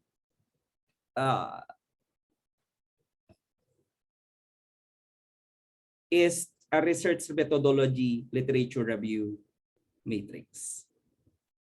Okay, so before we go further, may I request our moderator to please come over so that we can answer initial questions, then we'll proceed to the next activity.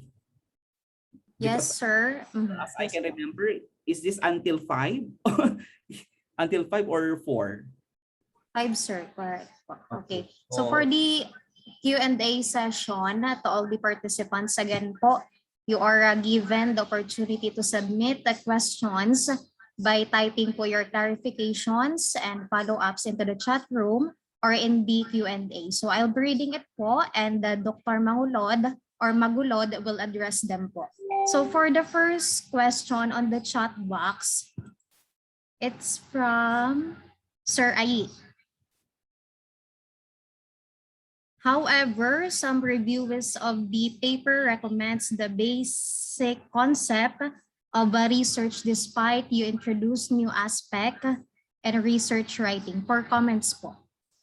okay, thank you very much, sir. I think if ito siguro yung concern nyo nung kung gusto nyong i-publish yung paper ninyo, no? Because there are reviewers really recommending that what is the new concept in that research. Okay? Siguro, on my part, I am looking at the context of our research methodology. Sa methodology po muna tayo, no? A good way for you to understand that you really used a good method for your research is you should be able to clarify the procedures you stated. Ano yung procedure na ginamit mo? For example, gumamit ka ng conjoint display analysis sa research mo. So provide a description in the paper bakit yun ang pinaka-appropriate. That is for research methodology. Even descriptive correlational, you justify it in the research design why this is a good methodology. So provide justification talaga. Okay, you introduce a new concept but suggestion is going back to the basic research. Okay, I might not have the same line of thinking with this, sir. Siguro, pero actually, ganito kasi dapat, no? Research really is a systematic process and it's not bad to do experiments with this as long as we are following the essence of science. As long as acceptable yung procedure natin, walang problema doon. Kaya ang sabi ko, kung gagamit ka man ng mas kakaibang method aside from the basic method, lagyan mo ng justification bakit ito yung mas appropriate at bakit ito yung pinaka mas appropriate na methodology diyan sa research mo. So yun nga, even when I do a review of a paper, I usually go to the methodology section of the paper and tinitignan ko doon bakit ito yung ginamit niya. Bakit structural equation modeling yung ginamit niyang ganito? Bakit ganon?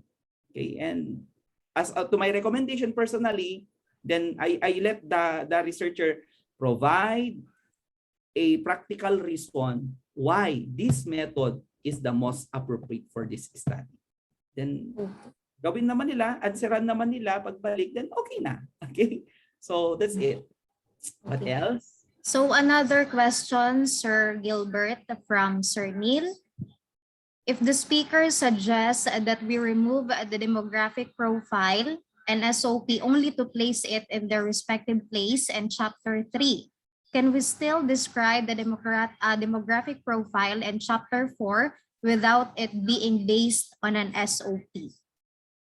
Yes, actually, sir, that should be the process. Because later on, yung sa demographic profile, pag i-correlate mo ito sa mga variables mo, like the sex, age, family income, etc., talagang madidiscuss yan sa results and discussion naman.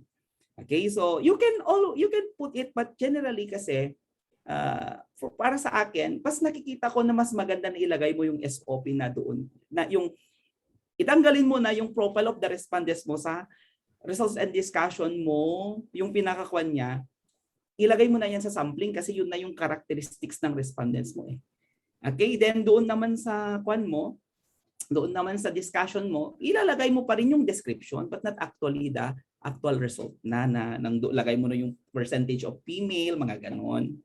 So to make it more siguro there's a practicality of doing this. Kasi na immerse kasi tayo. Ako nga rin, even my dissertation, my statement of the problem, ang una is the profile of the respondent. Okay? So wala namang mali doon, pero it's just a suggestion so that we can also improve rin. Kasi based on my experience din, if you go to even international dissertation or output ng mga faculty or researchers, wala talaga yung statement of the problem doon sa these results and discussion nila. Nasa profile doon, nasa sampling yon. I am not saying it's good or bad, pero a way siguro na you can try. Wala namang masama kung kahit ilagay mo ang statement of the problem mo on profile doon sa result and discussion. Anyway, it's just a suggestion lang naman. Okay? Sige po. So another question, Sir Gilbert, from anonymous attendee. Any ideas, sir, on how to deal with researches when the expected respondents choose not to participate and the percentage of those who did are far below than what is anticipated or required by the study? Thank you. By the way, it is already too late to abort the conduct of the research or the study. Okay. A tip for you to establish 100% retrieval of your research is calculation pa lang ng sampling size mo. For example, you use an online calculator called Rawsoft and ang na-generate ng Rawsoft is 300 respondents. Ang na-generate na sample mo is, for example, 300 respondents. Huwag kasi yung eksaktong 300 respondents lang ang kunin mo. Mag-excess ka ng 5 or 10 para Yung hindi mo hindi makapag-answer later on, at least meron ka pang excess para 100% retrieval lapa. 100% agad lapa yung retrieval mo kahit yung, pero see to it na pare-parehas sila ng characteristics. Yun ang suggestion po doon. Dapat may access rin po kayo sa sampling nyo. For example, kahit 15 yung sinabi niya na sampling size, wag lang 15, magdagdag ka pa kasi in-anticipate mo na hindi naman lahat yung 15 makaka-answer yun. Kung hindi, gawin mong 16 or 17 para kung mag-back out yung dalawa, hindi mag-answer yung dalawa, meron ka pang extra. And of course, kung talagang identified naman na ito, the only thing you can do here sa research methodology po is i-state mo lang sa methodology na ito yung actual number ng respondents mo, and please state na there are 5 respondents who did not respond. Okay. Just being truthful to the data. Wala pong problema doon. Kung mahirap talagang i-reach sila, then state mo lang. Yun po. Okay. I guess, sir, this is a follow-up question regarding the SOP. So profile can be part of the SOP as long as it must be tested for significance or significant relationship or difference. Can it be, sir? Okay, sir. Very good. Yung tanong nyo po, nasabi ko kanina yung profile can be part really of the SOP of the results and discussion. When it's the, yes po, yun po sa statement of the problem, ganun po kasi yung process niya. Yun po, no? Is there a significant relationship? Is there a significant difference on the learning styles of the respondents when grouped according to their profile variables? Or is there a significant relationship between learning style and time management of the students? O mga ganun po. Pwede po. Tama po yun. Okay. So next question, sir, from Eugene Eclar to Dr. Magulod. Just a thought, can we discard a research design or method because of its supposed colonial underpinnings? An example of which is ethnography, which was usually used to study groups or colonized groups in order to justify colonialism. So in a sense, research must be freed from the colonial biases. Okay. If that's the nature of your research, it could be historical, because historical researches have different purposes also, to reveal or to give description to what is unknown. If research is used, kasi ang research po kasi is dapat that should benefit the people, that should benefit the certain community. If that's the reality, you should expose it. Okay? You should expose it if that's the reality. Ang sagot ko po doon is, if that's the context na ginawa mo, you should to conceal or to reveal something. Did I get it right? A colonial perspective. Research is used as a way of colonialism. Tama ba ako? Kung historical, in order to justify colonialism, sir. Okay. Ang basic principle kasi ng research natin is for the common good. And you also do a historical research to buksan mo yung talagang ipakita mo kung ano talaga yung katotohanan. Okay? But to justify colonialism, and if you are using research as inimical, somewhat inimical to the declared policies of the state, inimical to human consumption, inimical to human development, then hindi po siya, the purpose of the research is not good. Okay? So, yun po. Lahat naman ng research dapat is meron siyang good na maibigay. Okay? That's actually the basic principle of research. Okay.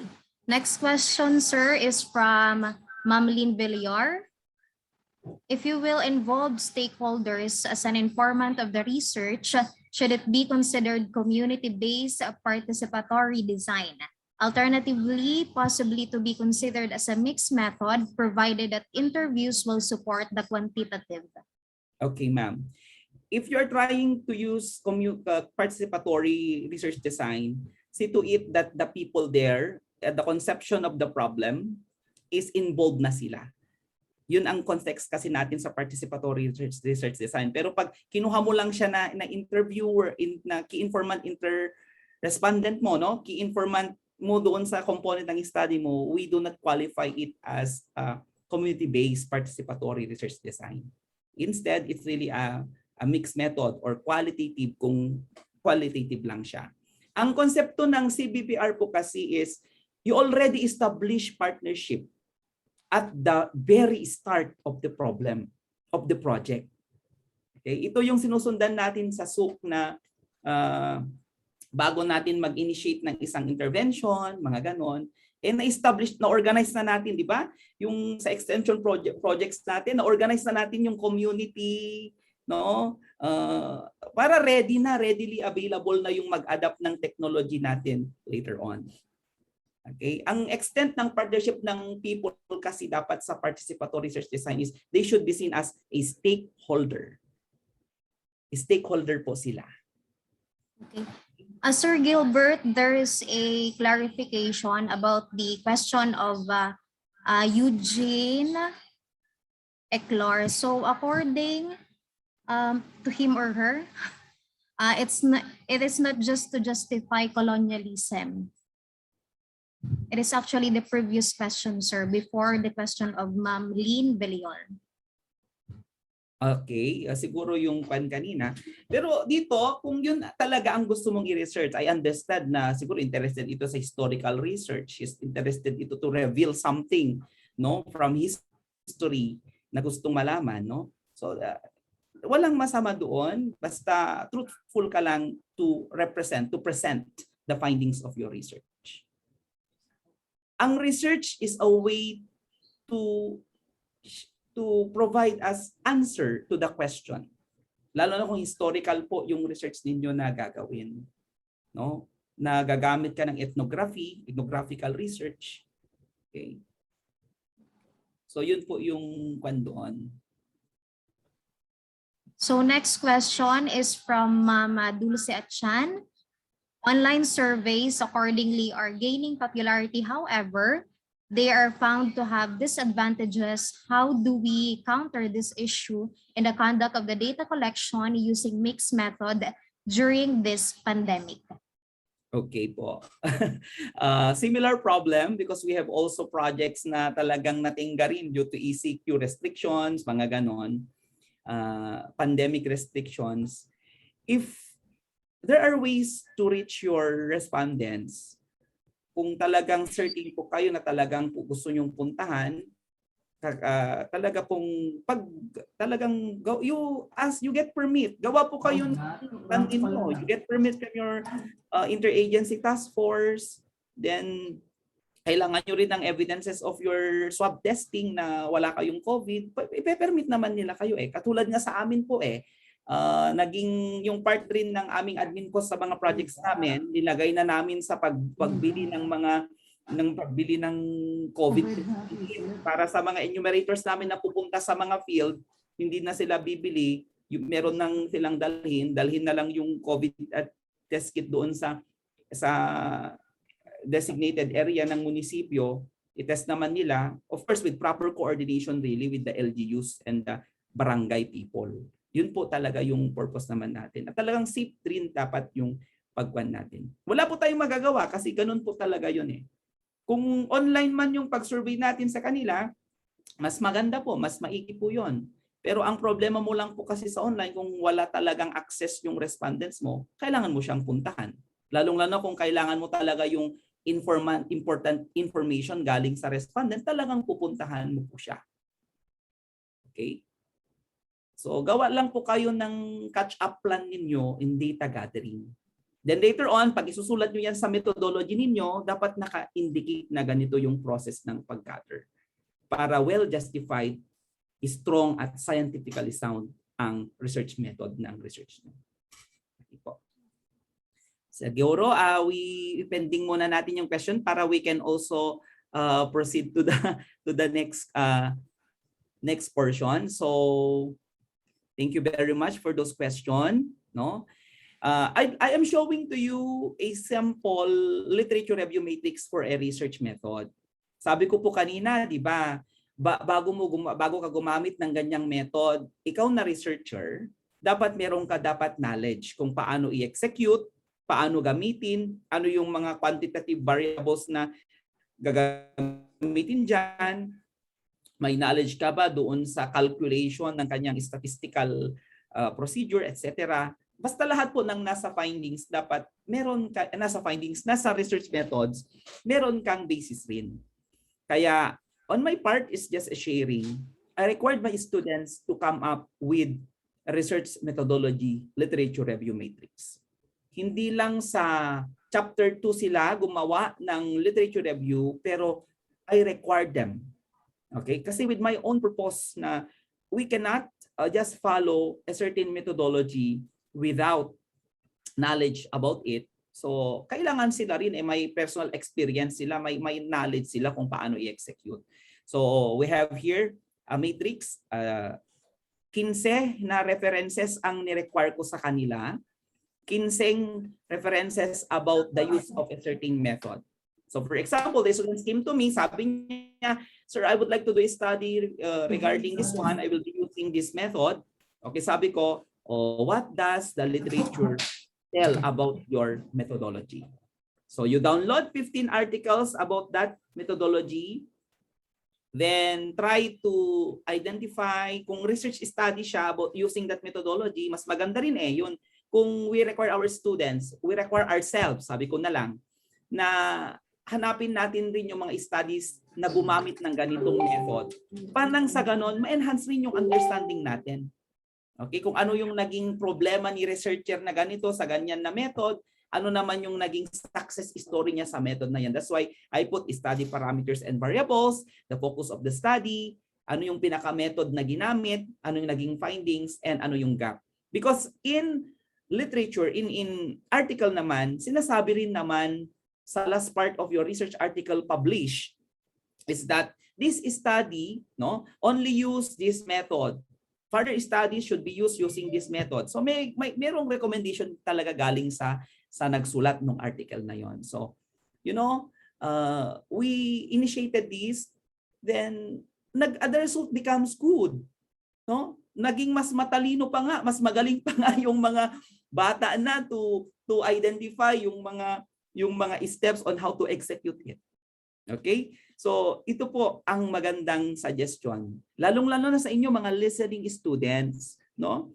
Bago kayo gagamit ng method talaga, alamin niyo muna kung paano gamitin. Libre naman rin sa YouTube 'yon, no? The YouTube is an open classroom, free for all. So, panoorin niyo kung paano gamitin, paano i-execute. Walang problema doon.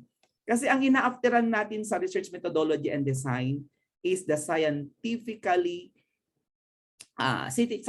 attribute of the paper. Paano kung hindi scientific yung pag-gather? Sasabihin mo pa bang research yan? Hindi yan research kung hindi scientific yung process. Okay? So, try this and you will learn from this. Okay? Babaya, i-walk through ko kayo kung paano yan. Then, dito naman, since you would like to come up with your strong research methodology, come up also with research methodology canvas of your research. Okay? So, ipakilagay mo dito yung introduction ng paper mo, ilagay mo naman yung research problem niya, kung may hypothesis, ayan. Then, pakilagay yung research design. Nang sa ganun, mas madali mong makita, mai-connect kung, si statement problem number 1 ba is pwede siyang gamitan ng ganitong research design, mga ganon. Okay? So, i-canvas for you to understand na may patutunguhan talaga yung methodology ninyo. Okay? Then, of course, the respondents and sampling. State here, how did you get the respondents, and how did you sample it? There are many sampling techniques na pwede nyong gamitin. Pero the use of Slovens, I do not know if you have knowledge about this one, may not be the most appropriate methodology now for scientific sampling technique, because may limitations siya. So sabi ng UP, meron silang pinublish about na information about this use of slovens, may limitations siya at hindi sa lahat ng research nagagamit ito. Hindi naman sa hindi siya pwedeng gamitin, pero you just follow the proper limitation. Pero ang naging suggestion is that para hindi ka na mahirapan, no? You can use already the online software called RowSoft. Okay? So pwede mong gamitin yon, RowSoft. Just go to www.rowsoft.com. Sasabihin naman niya yung mga parameters ng study mo, yung parameters ng sampling niya. Okay? At ang patok pa ngayon sa research methodology, ladies and gentlemen, lalong-lalo na kung gumagamit kayo ng mga test of differences, yung gain effect ng isang intervention, you also use G-power analysis. Yung G-power analysis is free from the internet. Pwede nyong i-download. That actually gives you a better perspective of your paper, lalong-lalo na kung gusto mong i-test yung effectiveness isang intervention, na assess niya yung level ng effect ng isang intervention. Kung small effect, medium effect, or large effect. Okay? So pwede kang gumamit ng G-power analysis. And of course, a suggestion dito sa instrumentation ninyo, kung saan nyo kinuha yung instrument, dapat nakasite. Okay? At paano yung naging validation nyo sa research instrument na yan? At kung yung research instrument naman ninyo ay hiniram nyo galing abroad, see to it that you have the proper letter of request to the one who made it, kasi lahat naman yung mga kwan ngayon nai-emailan mo naman, no? Then ilagay mo na yung process ng validation at reliability ng instruments mo, kasi yun ang hinahanap talaga. Okay, and I put here in this box ethical consideration so that you can also specify what are the processes you did before you conducted the study ethically. Okay, before you will do a study with the essence of ethics. Of course, dito sa data gathering, dito niyo na ilagay lahat in detailed manner, no? Kung sa thesis nyo, in detailed manner kung paano kayo nag-gather, paano yung procedure. And of course, statistical tools and data analysis. Alam nyo, maganda kung lahat ng areas ng research methodology na ito meron kayong citations. Okay? Kung maglagay kayo ng citations sa mga partes ng research methodology ninyo, that puts higher credibility of the methodology. Okay? Katulad dito, for example, sa research design or sa respondents and sampling design.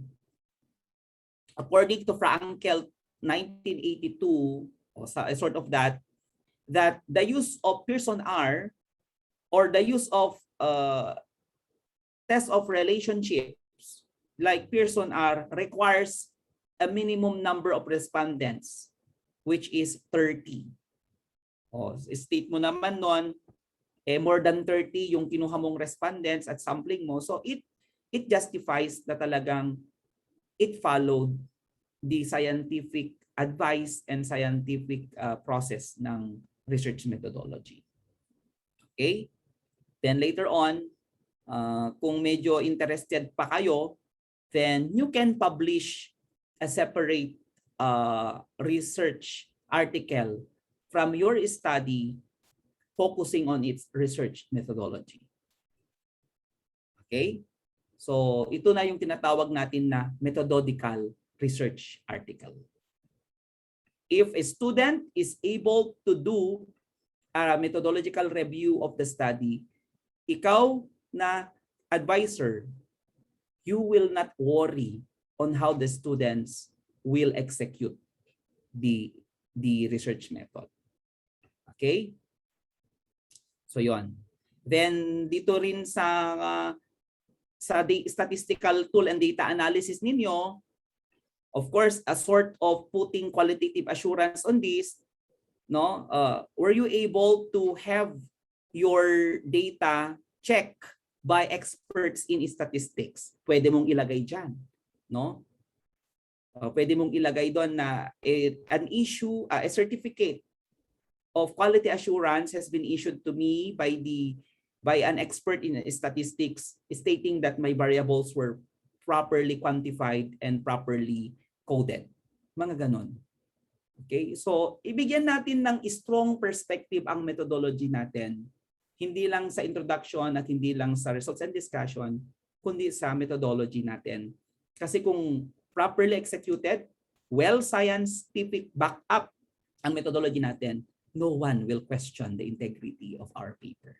Okay? So, yun po. Then, moving on, of course, when you put references in your methodology later on, you must remember of this referencing in text citation. So, one author, Jonas 2015. For two authors, no, Oliciano and Zamora, close and open 2016. Three or more authors, Dub et al. 2015. Several works by the same author published, Fox 2015A, 2015B, 2015C. And if it's a personal communication, Barile Personal Communication 2016. Okay? So I hope na naintindihan ninyo na hindi lang po sa literature at discussion kayo at introduction maglagay ng citation, pati rin po sa methodology. Okay? So I would like to show you a sample journal article evaluation. And I would like to emphasize here the essence of a very good research methodology. So actually, this is an evaluation form of the International Journal of Instruction, Scopus Q1 siya. And I have been one of the reviewers. At isa sa parameters dito to evaluate your paper later on is dito siya sa is the design of the research appropriate and the exemplary, if any, suitable? Yes, partially, no. Is the methodology consistent with the practice? Yes, partially, no. So part of a review is that the focus on your methodology. Okay? Now, other tips so that you can strengthen your research methodology in your research paper, you must give full details of the methods you use to conduct the research. Give the tools, the procedures, and materials you use to gather data, and give criteria you use to select participants or sources. Nakalimutan natin i-state kanina yung kung convenient sampling, yung kung gawin ninyong sample sa respondents, it's good that you must have a selection criteria or inclusion criteria of the respondents. Okay, kung purposive sampling siya or convenient sampling ang ginamit ninyo. Okay? So, maglagay kayo ng inclusion criteria ng research. Next, remember that your aim is not just to describe your methods, but to show how you applied them and to demonstrate that your research was rigorously conducted. Focus on your objectives and research questions. The methodology section should clearly show why your methods suit your objectives and convince the reader that you choose the best possible approach to answering your problem statement and research question. Throughout the section, relate your choices back to the central purpose of your dissertation or research. Okay? Then, what is a strong methodology? Your methodology can be strengthened by reference to existing research in the field. Confirm that you followed established practice for this type of research. Discuss how you evaluated the different methodologies and decided on this approach. And show that you took if you took a novel methodological approach to address a gap in the literature, then you justify. Okay? Then consider how much information you need to give and don't go into unnecessary detail. If you are using methods that are standard or common in your discipline, you probably don't need to give lots of background or justification. Pwede rin yun. If you take an approach that is less common, you might need to explain and justify your methodological choices. Your methodology should be clear, well-structured, that makes an argument for your approach, not just the list of technical details and procedures. Okay? So, that's why meron tayong tinatawag na methodological review. It describes employed research designs and methods, procedure, and educational research. It highlights and strengthens the weaknesses of methodological tools and explores how methods constrain or open up opportunities for learning. And of course, this methodological review summarize the methodological issue and provide best practice recommendations for your research. Okay? So therefore, sabi ko kanina, you need also to do a step of literature review in your research method. Select the topic, search the literature, develop argument, look for possible opportunities or the weaknesses or strengths of the methodology. Okay? So, an example of the framework of a methodological review is this. So, nag-prepare yung isang researcher ng review at kumuha siya ng mga topics ng mga published articles coming from respected journals. Okay? Then, ang keywords na ginamit niya ay Lean, SME, Six Sigma, JIT, TQM. Kung methodology naman, depende yan kung ano yung gagamitin yung keywords. At ito yung database kung saan siya kumuha. Google Scholar, Science Direct, Inner Science, Taylor, Springer. Then, he selected and identified publications. And there were around 87 papers from international and 18 papers from proceedings. Then, he coded it, established classification scheme, then review and classification of publication. Then, from that reviews, he was able to get what is new and what is not new about the use of that method in research. Okay? Katulad ng sabi ko kanina, may bagong paraan na rin sa sampling natin na ilalagay kung gagamit tayo ng t-test or ANOVA. Pwede niyong lagyan ng G-power analysis yan. Okay? Kasi kung hindi rin natin susundin yung trend, this will not give us a confidence, no? Kaya we need to use this so that confident rin tayo sa methodology ng research.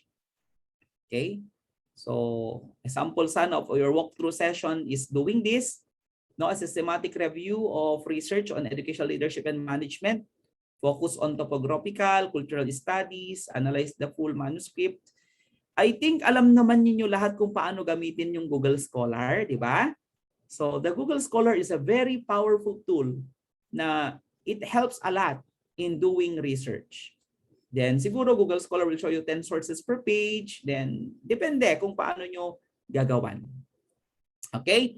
Now for online tools in methodological review, I am giving you examples here wherein you can get references later. So Google Scholar, LiveGen, Semantic Scholar, ZLive, Semantic Scholar, Sage Journal, Taylor, Elsevier, UCLA, Director of Open Access Journals, PubMed, Workdata, Philippine e-journals.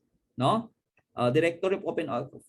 Ito naman kung thesis and dissertation, pwede nyong puntahan ang mga to. Tignan mo kung ano yung ginamit ng mga common na thesis or dissertation about a topic, ginamit nilang mga taga-ibang bansa, baka pwede mong i-adapt. Pwede mong itest ang kanyang applicability sa Philippine setting nang sa ganon malaman mo or makita mo na maayos ang methodology ng research mo. Okay? So example, Google Scholar, you should always require also, no? Sa akin kasi, I require my students that before they will venture on the actual methodology of their research, dapat meron silang review article. So, for example, fisheries review article. Another one is descriptive survey review articles, the use of quantitative review articles, qualitative review articles. Then type mo sa Google Scholar. Okay? So, review article is an important part of a research. Why? Because if the researcher does not have review articles in his or her reference, in his or her literature review, meaning to say the researcher is innocent. Why? Its true review articles will help us allow to understand the real phenomenon of our research problem about what is new and what is not new, about the research gap. So kailangan kahit 5 review articles lamang meron makita natin sa output ng ating mga estudyante. At kung kayo naman, dapat tignan nyo rin, no, na yung research ninyo may review articles talaga na makikita. Okay?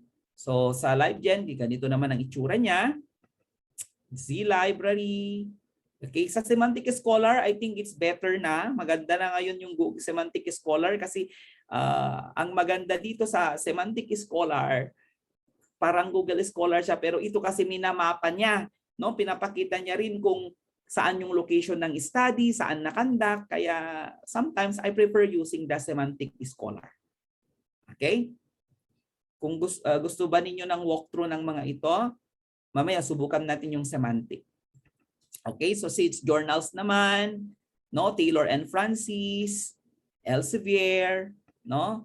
UCLA Library, Asian Development Bank, biomedcentral.com. This one is also good if you would like to understand more on the research topics, on the research methodology you are going to use. No? The Directory of Open Access Journals.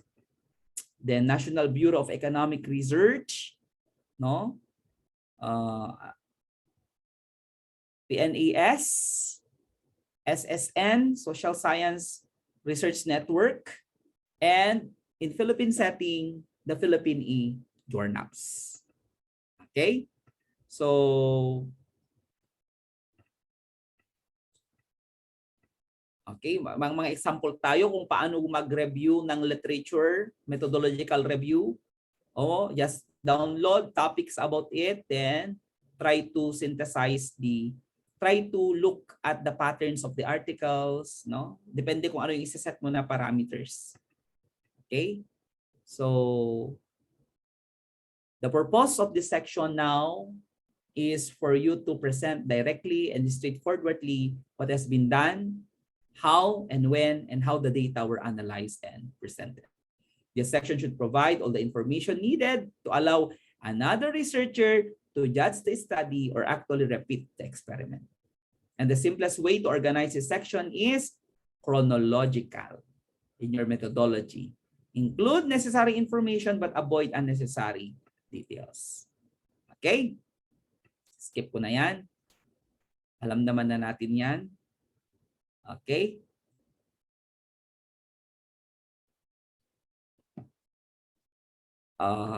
One last is, subukan siguro natin mag-walk through doon sa paggamit ng Semantic Scholar when we are doing a literature review.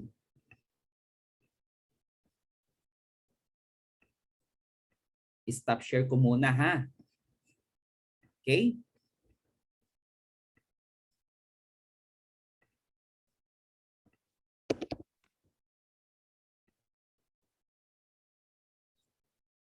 Okay?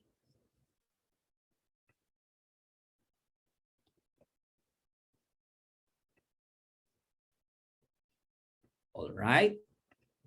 I share to you this one. So, you go to Semantic Scholar. Nakikita ba? Okay. Then, all you have to do here is, for example, you would like to learn about the use of a certain method like mixed method research. Diba? So, ipag-type mo mixed methods design. Okay? Then, ultimately, maraming ibibigay na information sa iyo ang Semantic Scholar. Okay? So, ang maganda dito sa Semantic Scholar, it shows you the field of study kung saan yung gusto mo. Okay? For example, doon ka sa education. So, nagpo-fall yan sa psychology. Okay? Pwede mong isort na ganyan.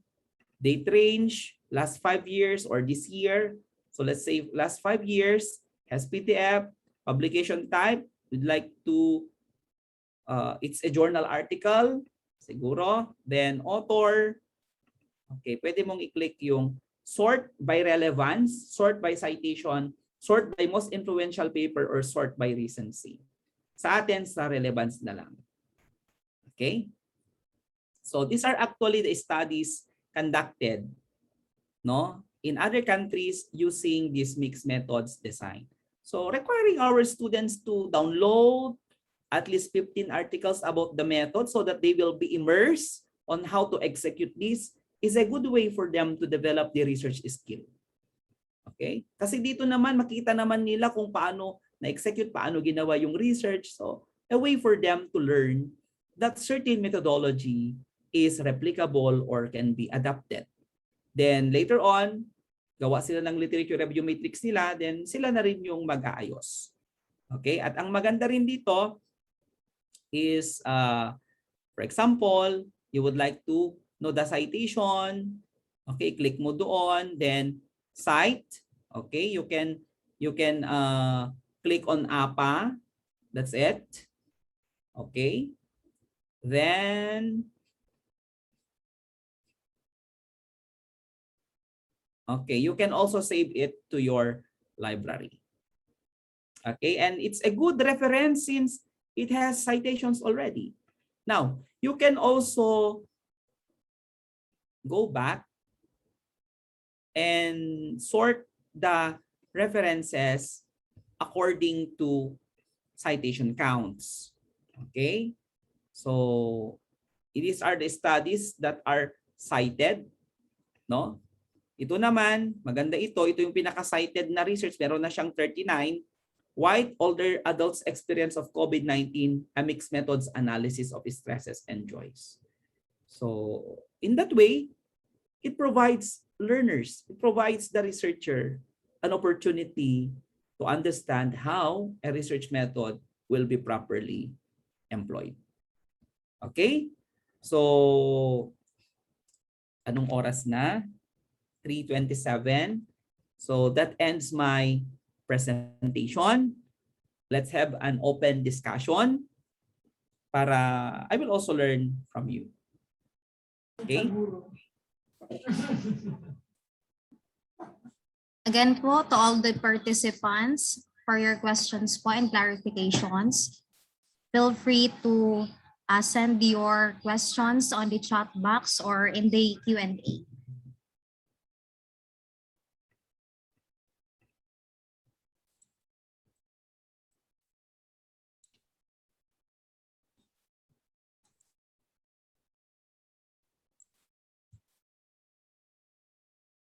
Any questions po?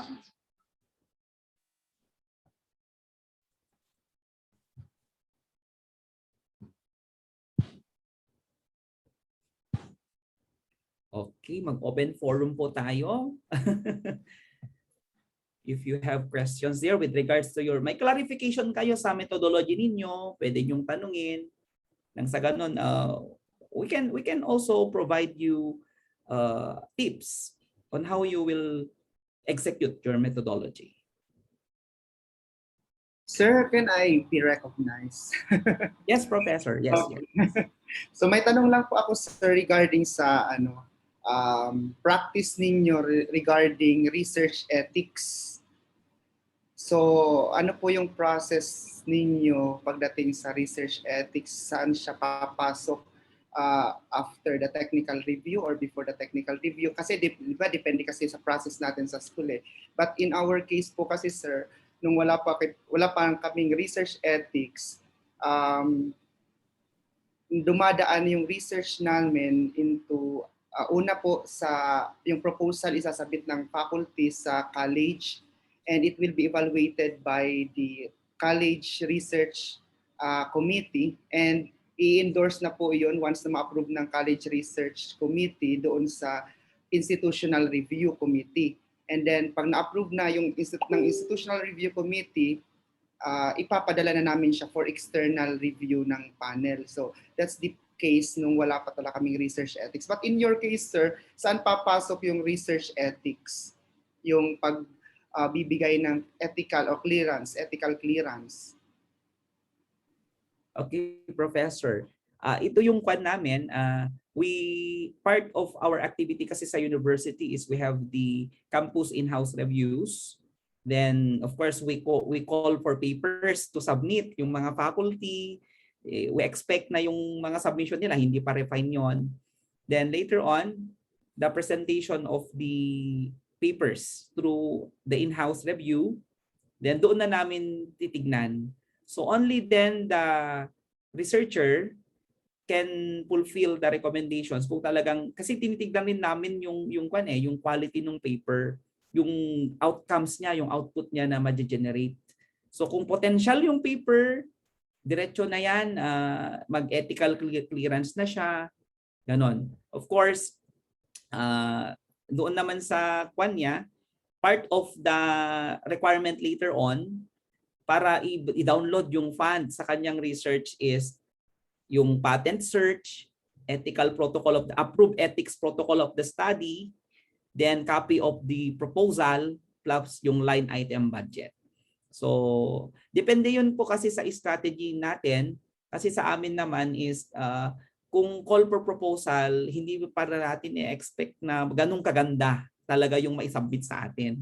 So only the time na ma-present yan, makita natin, that's the time na na-sort na natin yung may patutunguhan na papel, merong pupuntahan, may maitutulong sa committee, sa university.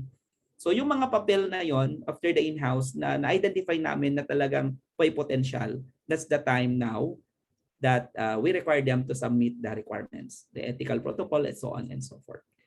So, but there are other universities kasi sir na ang ginagawa naman nila is ang submission ng paper through the university or the college technical committee.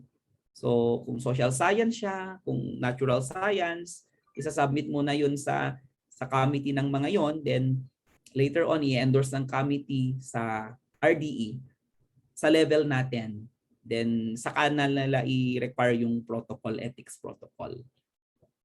Yun po. And it's good na ang university namin, our research director now is a member of yung board, National Ethics Board. So we hope na mas stronger na yung band namin. Red ba yun? Red. Opo, yes sir. So we have another question here, sir, from Ma'am Lynn Villar. If you sent an email to the research article author, but unfortunately they did not respond to your mail, what ethical consideration can be applied regarding the adoption of instruments? Okay. It has been our experience kasi sabi ko sa mga estudyante ko, you should email the one wherein you adapt, who is the author of the instrument that you adapted, sabi ko. So similar problem, no? In-emailan daw nung estudyante, hindi sumasagot. So expect yung mga taong yun busy, provided na meron naman talagang na-send na email sa kanila, just keep it as an information that you sent an email to them. Because once naman kasi po na na-publish yung research nila, it's actually good for public consumption.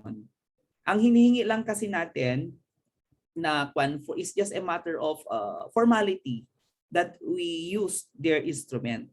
At maganda kung sumagot sila, ang maganda kasi dito kung sumagot sila, they can also suggest us a specific or method on how to execute our research. Kasi expert na sila, may na-publish na sila about doon sa method na yon. So sila yung mga experts na pwedeng kunin natin na resource speaker or resource person for our research. Pero kung ayaw talaga at wala naman talagang hindi talaga sumagot po, baka yung researcher na yun nategi na. Okay? So baka pwede mo nang gamitin as long as nakapag-send ka naman ng information sa eksaktong email niya. Pwede mong ilagay roon later on sa methodology. Okay? Then kung talagang, kasi kailangan po kasi natin ng level ng kwan dito Then kung hiniram mo siya at galing abroad, ang maganda po dito is meron ka ring plan number 2. If the research instrument is all about psychology, then at least sa level ninyo, sa local context ninyo, meron kang nakausap na psychologist na tumingin, nag-validate ng kanyang applicability sa Philippine setting. Yun po. Okay. Next question, sir, from anonymous attendee. May bayad po ba yung semantic scholar? Walang bayad ang semantic scholar, gawa ka lang ng account mo. It's good for public use. So sa tingin ko nga mas magandang gamitin ang semantic scholar kaysa sa Google Scholar. Alam niyo ang magandang feature ng semantic scholar is pinapakita niya yung mapa kung saan nakandak yung study, which the Google Scholar does not show. Okay? So pwede yung gamitin. At ang maganda rin sa Semantic Scholar is pinakita na niyo yung mapa, papakitahan ka pa niya ng mga researches na halos synonymous doon sa topic na yon, na pwede mong i-download for your research. Okay? So that's the beauty of Semantic Scholar. Next question, sir. What is the perfect methodology that can be used for food development research? Okay. The methodology for food development research is actually more on experimental yan. So product development yan. Okay. Meron kayong process of development of a product.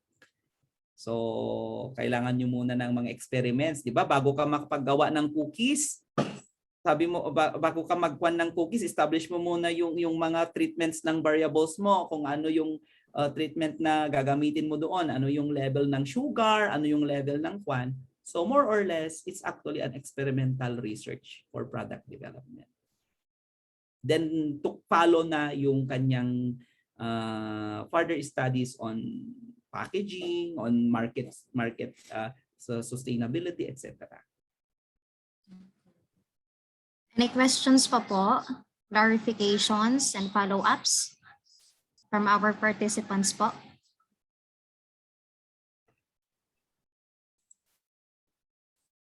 Sige pa, ano pang may haba pang oras po natin. Meron pa po tayong 20 minutes or 15 minutes.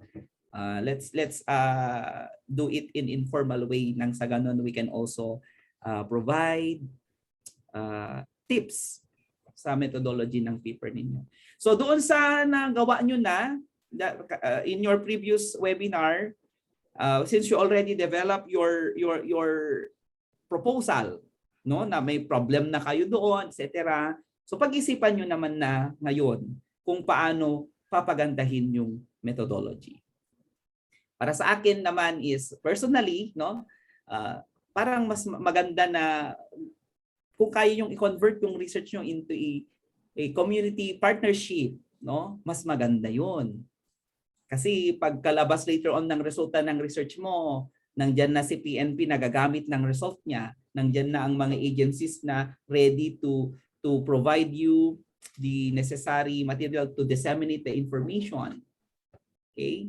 And ultimately, baka magbigay pa sila ng funding for your next study with regards to your present study. So yun yung beauty ng ating research methodology. Sa atin kasi, sabihin ko na lang ito, sa atin kasi dito sa Pilipinas, medyo karamihan kasi sa mga methodology natin, hindi rin yung masyadong ganun kalakas. So, kailangan talaga natin back-upan. Kailangan talaga natin i-improve pa. Okay? Sir Gilbert, we have a question here. Yes, ma'am. What are the common statistical treatment po na na-encounter nyo sa mga researchers or researches na nahawakan nyo po? Thank you. Okay. Of course, the very common is they have the descriptive statistical tools, yung frequency, percentage, no? Lahat naman tayo gumagamit nun. Yung ANOVA, may t-test naman sila at Pearson. So ito kasi yung pinaka-common na quantitative research tools. Pero sa design naman, talagang common ang descriptive correlational, descriptive survey, descriptive evaluative. Common talaga ang descriptive sort of study. And sa qualitative, talagang sa content analysis talaga ang pinaka-common doon. Okay? Okay, another question, sir? Is there ethical considerations if you only wish to assess perception on level of effectiveness of vaccines? For example, you're going to assess the perception of your recipients. Your opinion, sir. Okay. When we talk of ethical considerations, first things first is that the willingness of your respondents, the benefits of the respondents na makukuha sa research mo, at ano yung threat or ano yung risk na mangyayari sa kanya kung mag-participate siya. Of course, ethical considerations there is bago kita interviewin, may consent ka ba? Okay? Then number 2, doon sa consent mo, may data privacy consent ka rin ba? Kasi kukunin mo yung kanyang age, kukunin mo yung sex niya, no? Kukunin mo yung kanyang perception doon sa pagbako, yan sa vaccine na yan. So, sasabihin mo later on, kukunin ko, then huhingi ka ng permission sa kanya na you will use it in your study. Kasi kung walang permission, remember we are guided with Data Privacy Act. At kung magreklamo, yan yung nakakatakot kasi sa atin mga social researchers, kung may magreklamo sa studies natin and we are not able to justify yung data gathering natin, yung ethics ng study natin, ang magiging problema dyan is pwede tayong makasuhan. Okay? Then because imagine kukunin mo ako na respondent, i-represent mo sa paper mo na halimbawa kung ako ay ito yung generate sa study mo na ito ang family monthly income ko, ito ang sex ko, ito ang aking personal information. So, dapat may ethical considerations. So, data privacy form to be signed by the respondents allowing you to have access of his or her personal information. Number 2, that informed consent. Iba pa rin yun. Then, sabihin mo sa respondent na yan yung risk at yung benefits ng research. So sabihin mo, this study will help the policy makers of our country to better implement vaccines. Yun ang benefits niya. Ikaw, ang matutulong nito is baka bibigyan ka pa ng 5 vaccine. May immune booster ka pa later on. So baka pwedeng sabihin mo na benefits yon. Then ang kanyang risk naman is i-expose natin kasi yung profile variables mo, okay ka lang ba? Pero hindi naman napapakita yung pangalan mo. So yung mga ganon. Okay? Then it's also good that part of our research methodology, when we ask our respondents to answer, meron ba tayong binibigay na incentive sa kanila? Kahit in the form of a kwan lang, ganon. Sabi ko sa estudyante ko, ginamit mo yung intervention na yan sa grade 3. Ano bang binigay mo sa kanila after that? Wala, sir. Kawawa naman sila. Then katulad rin sa research in education na bago yung sa intervention, dapat part ng research pala is yung debriefing. I-debrief mo rin sila.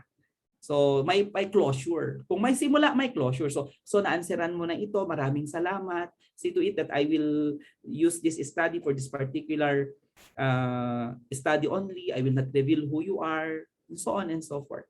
So yun yung mga ethical considerations natin diyan kung social research.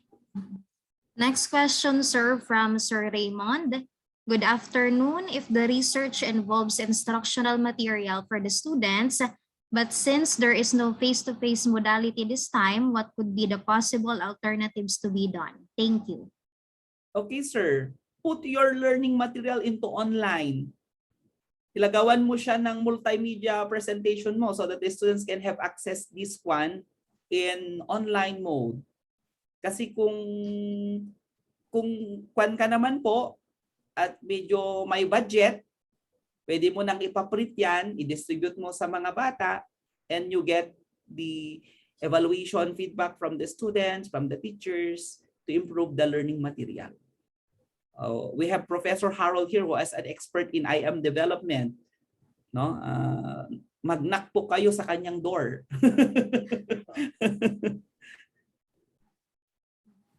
Yun po. I-convert nyo na po siya sa online. I-PDF nyo siya para magamit ng bata for further testing or pilot testing. Another question, sir. What is the appropriate research design to researchers that produce prototype like machine, device, software, etc.? Okay, it's actually R&D po, research and development po yan, product development. So in the development part, may model po tayo sa mga ganyan na pina-follow. Pero pag tapos na yung material na yan at may prototype na kayo, may prototype na, design siya. After that design and development, kailangan yung i-test yan. So part of the testing would be experimental research again for improvement of the material.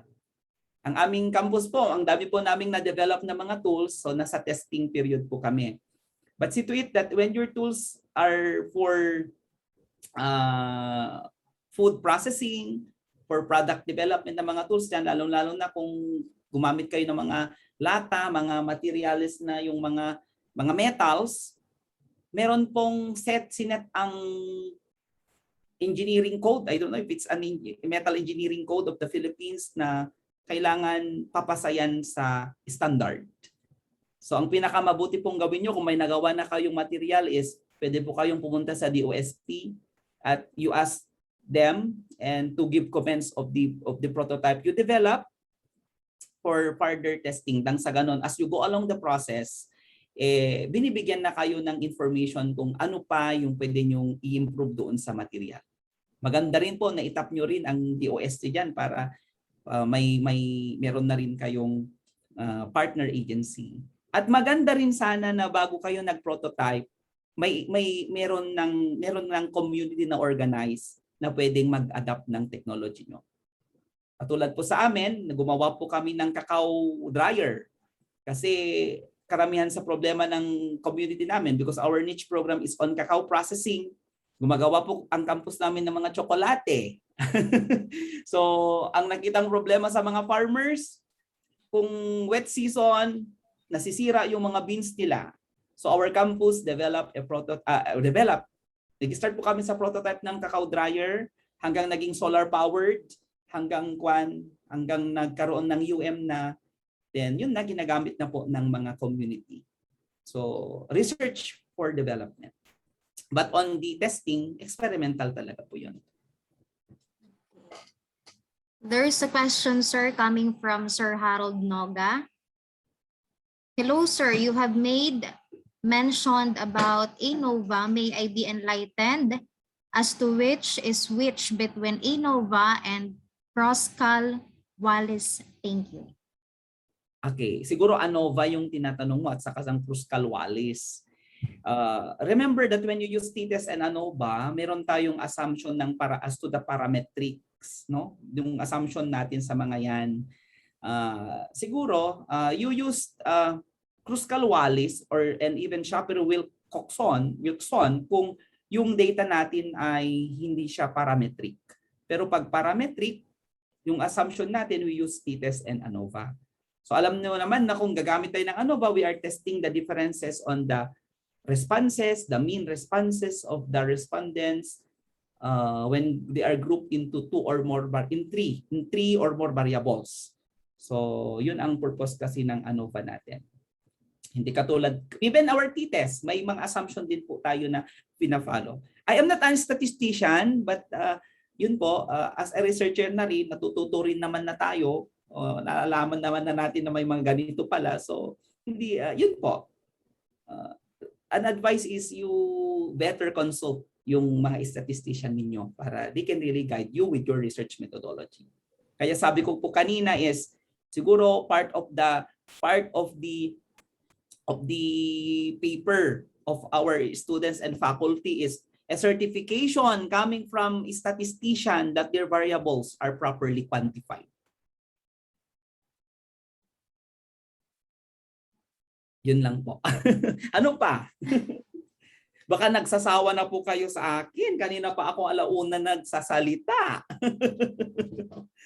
Sige po. Maraming salamat. Any questions pa po?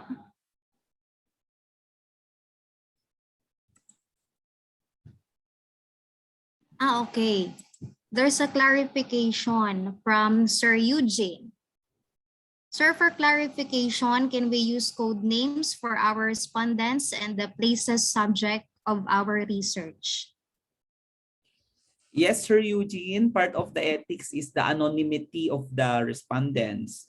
So kung sa data handling na kayo, sa data management na ng research nyo, say you have already the data at i-code mo naman na sila, coding dapat ang gamitin mo. Kung sa qualitative research, dapat coding, wag mong ilagay yung pangalan. Kung quantitative naman, as to data hindi mo naman lalagay yung pangalan ng mga respondents mo doon, just the number. So coding talaga ang ginagamit natin sa research. And when we put this one into a manuscript, it's really coding or we do not put the name of our students or the respondents. Kasi nagdeklara tayo na it's for confidentiality. Okay? Yes, sir. Even for publication, you cannot reveal a name of a person because it's a matter of ethical consideration po.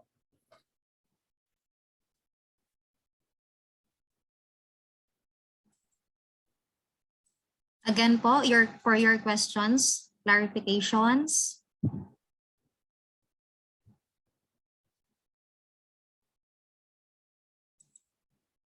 Baka may nagtatype pa po dyan.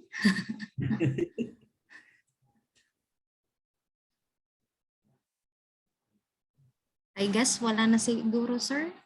Okay. Okay. So that concludes po the end of the second session of our webinar series on research. Thank you to all the participants and of course to our resource speaker, Dr. Gilbert C. Magulod Jr., Associate Professor 3 and the Director for Knowledge and Technology Management at Cagayan State University. So before po you leave the virtual room, just a few reminders for all the participants po to please fill out the registration form and the evaluation form sent on the chat box because that will be po our basis for your certificate. So again, thank you and see you on the third session, which will be on August 1, 2021 Friday at 1 o'clock in the afternoon for another knowledgeable and exciting webinar. Once again, thank you so much. Thank you very much, everyone. Salamat po. Thank you, Prof. Harold and Vice President Salazar. Thank you. Thank you, Ma'am Rian. Thank you po.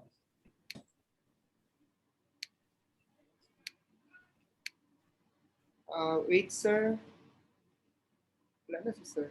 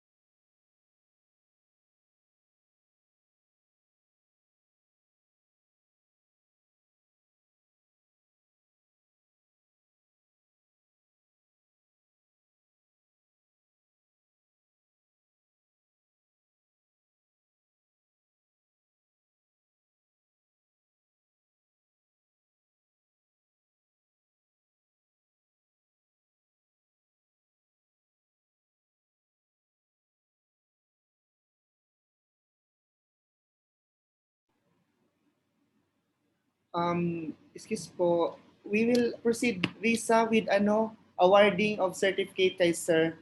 Babalik daw siya. Okay, sir. I forgot about the awarding of certificates, sir.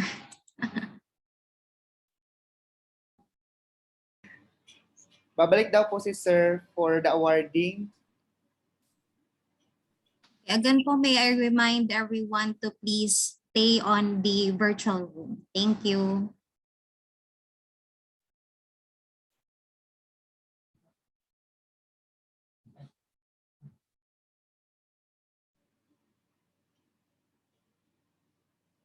Wala pa si sir, wait lang po. Babalik po siya.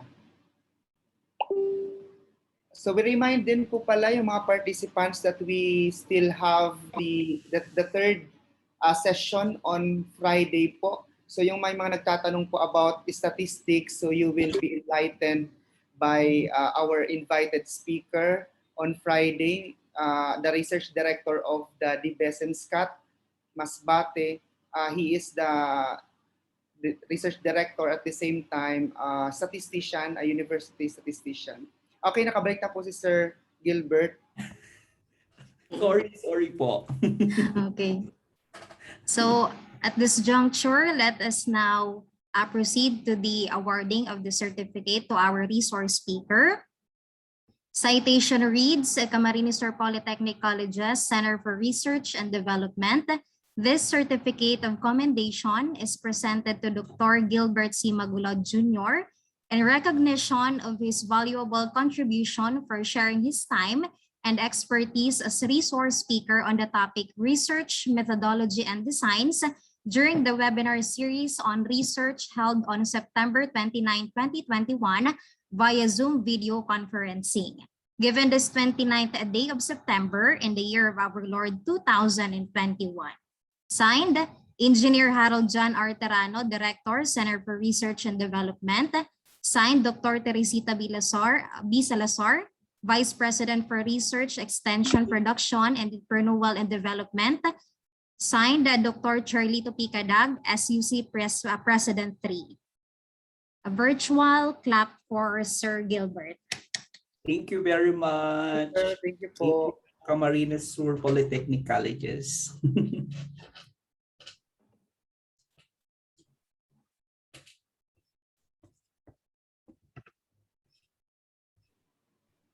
Wait lang po, sir, for the photo op.